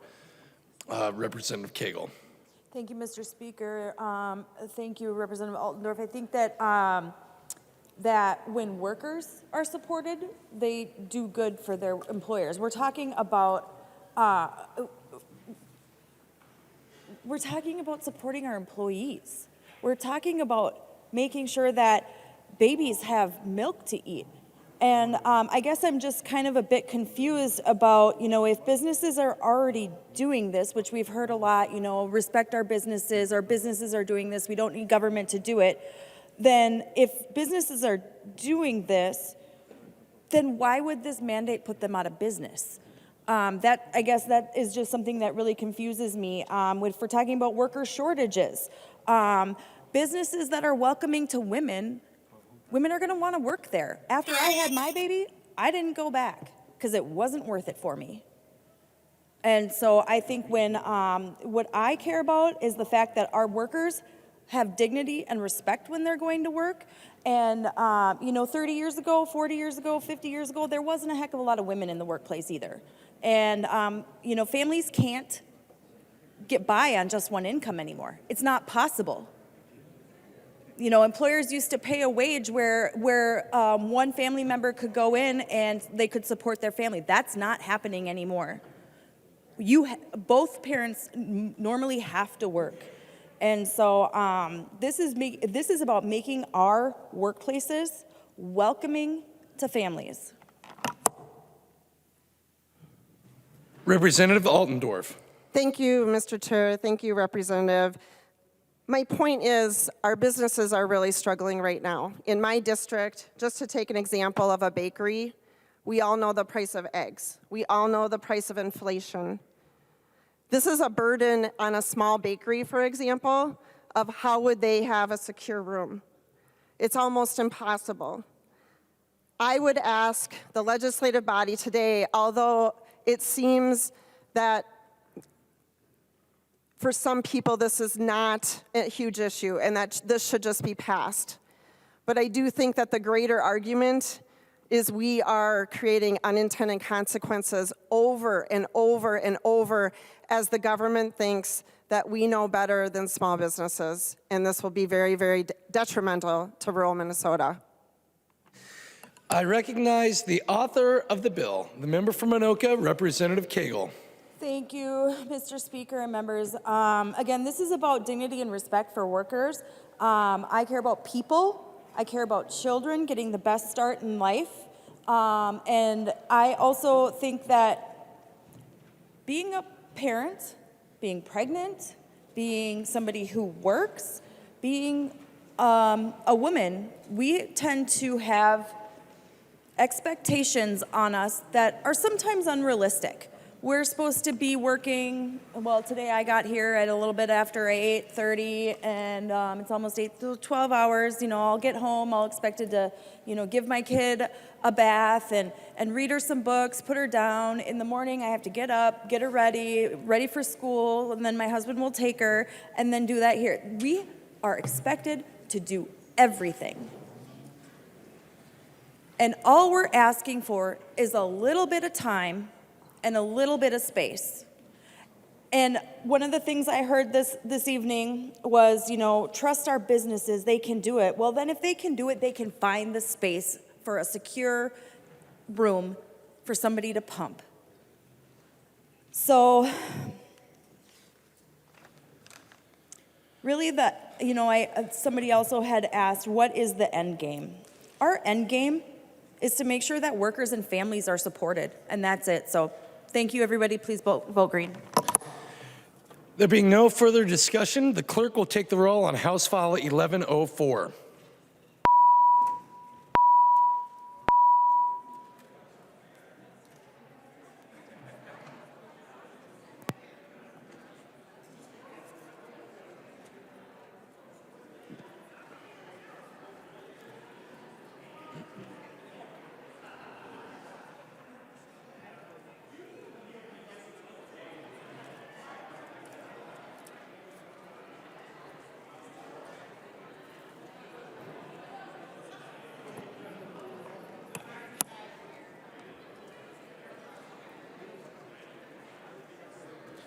The clerk will close the roll.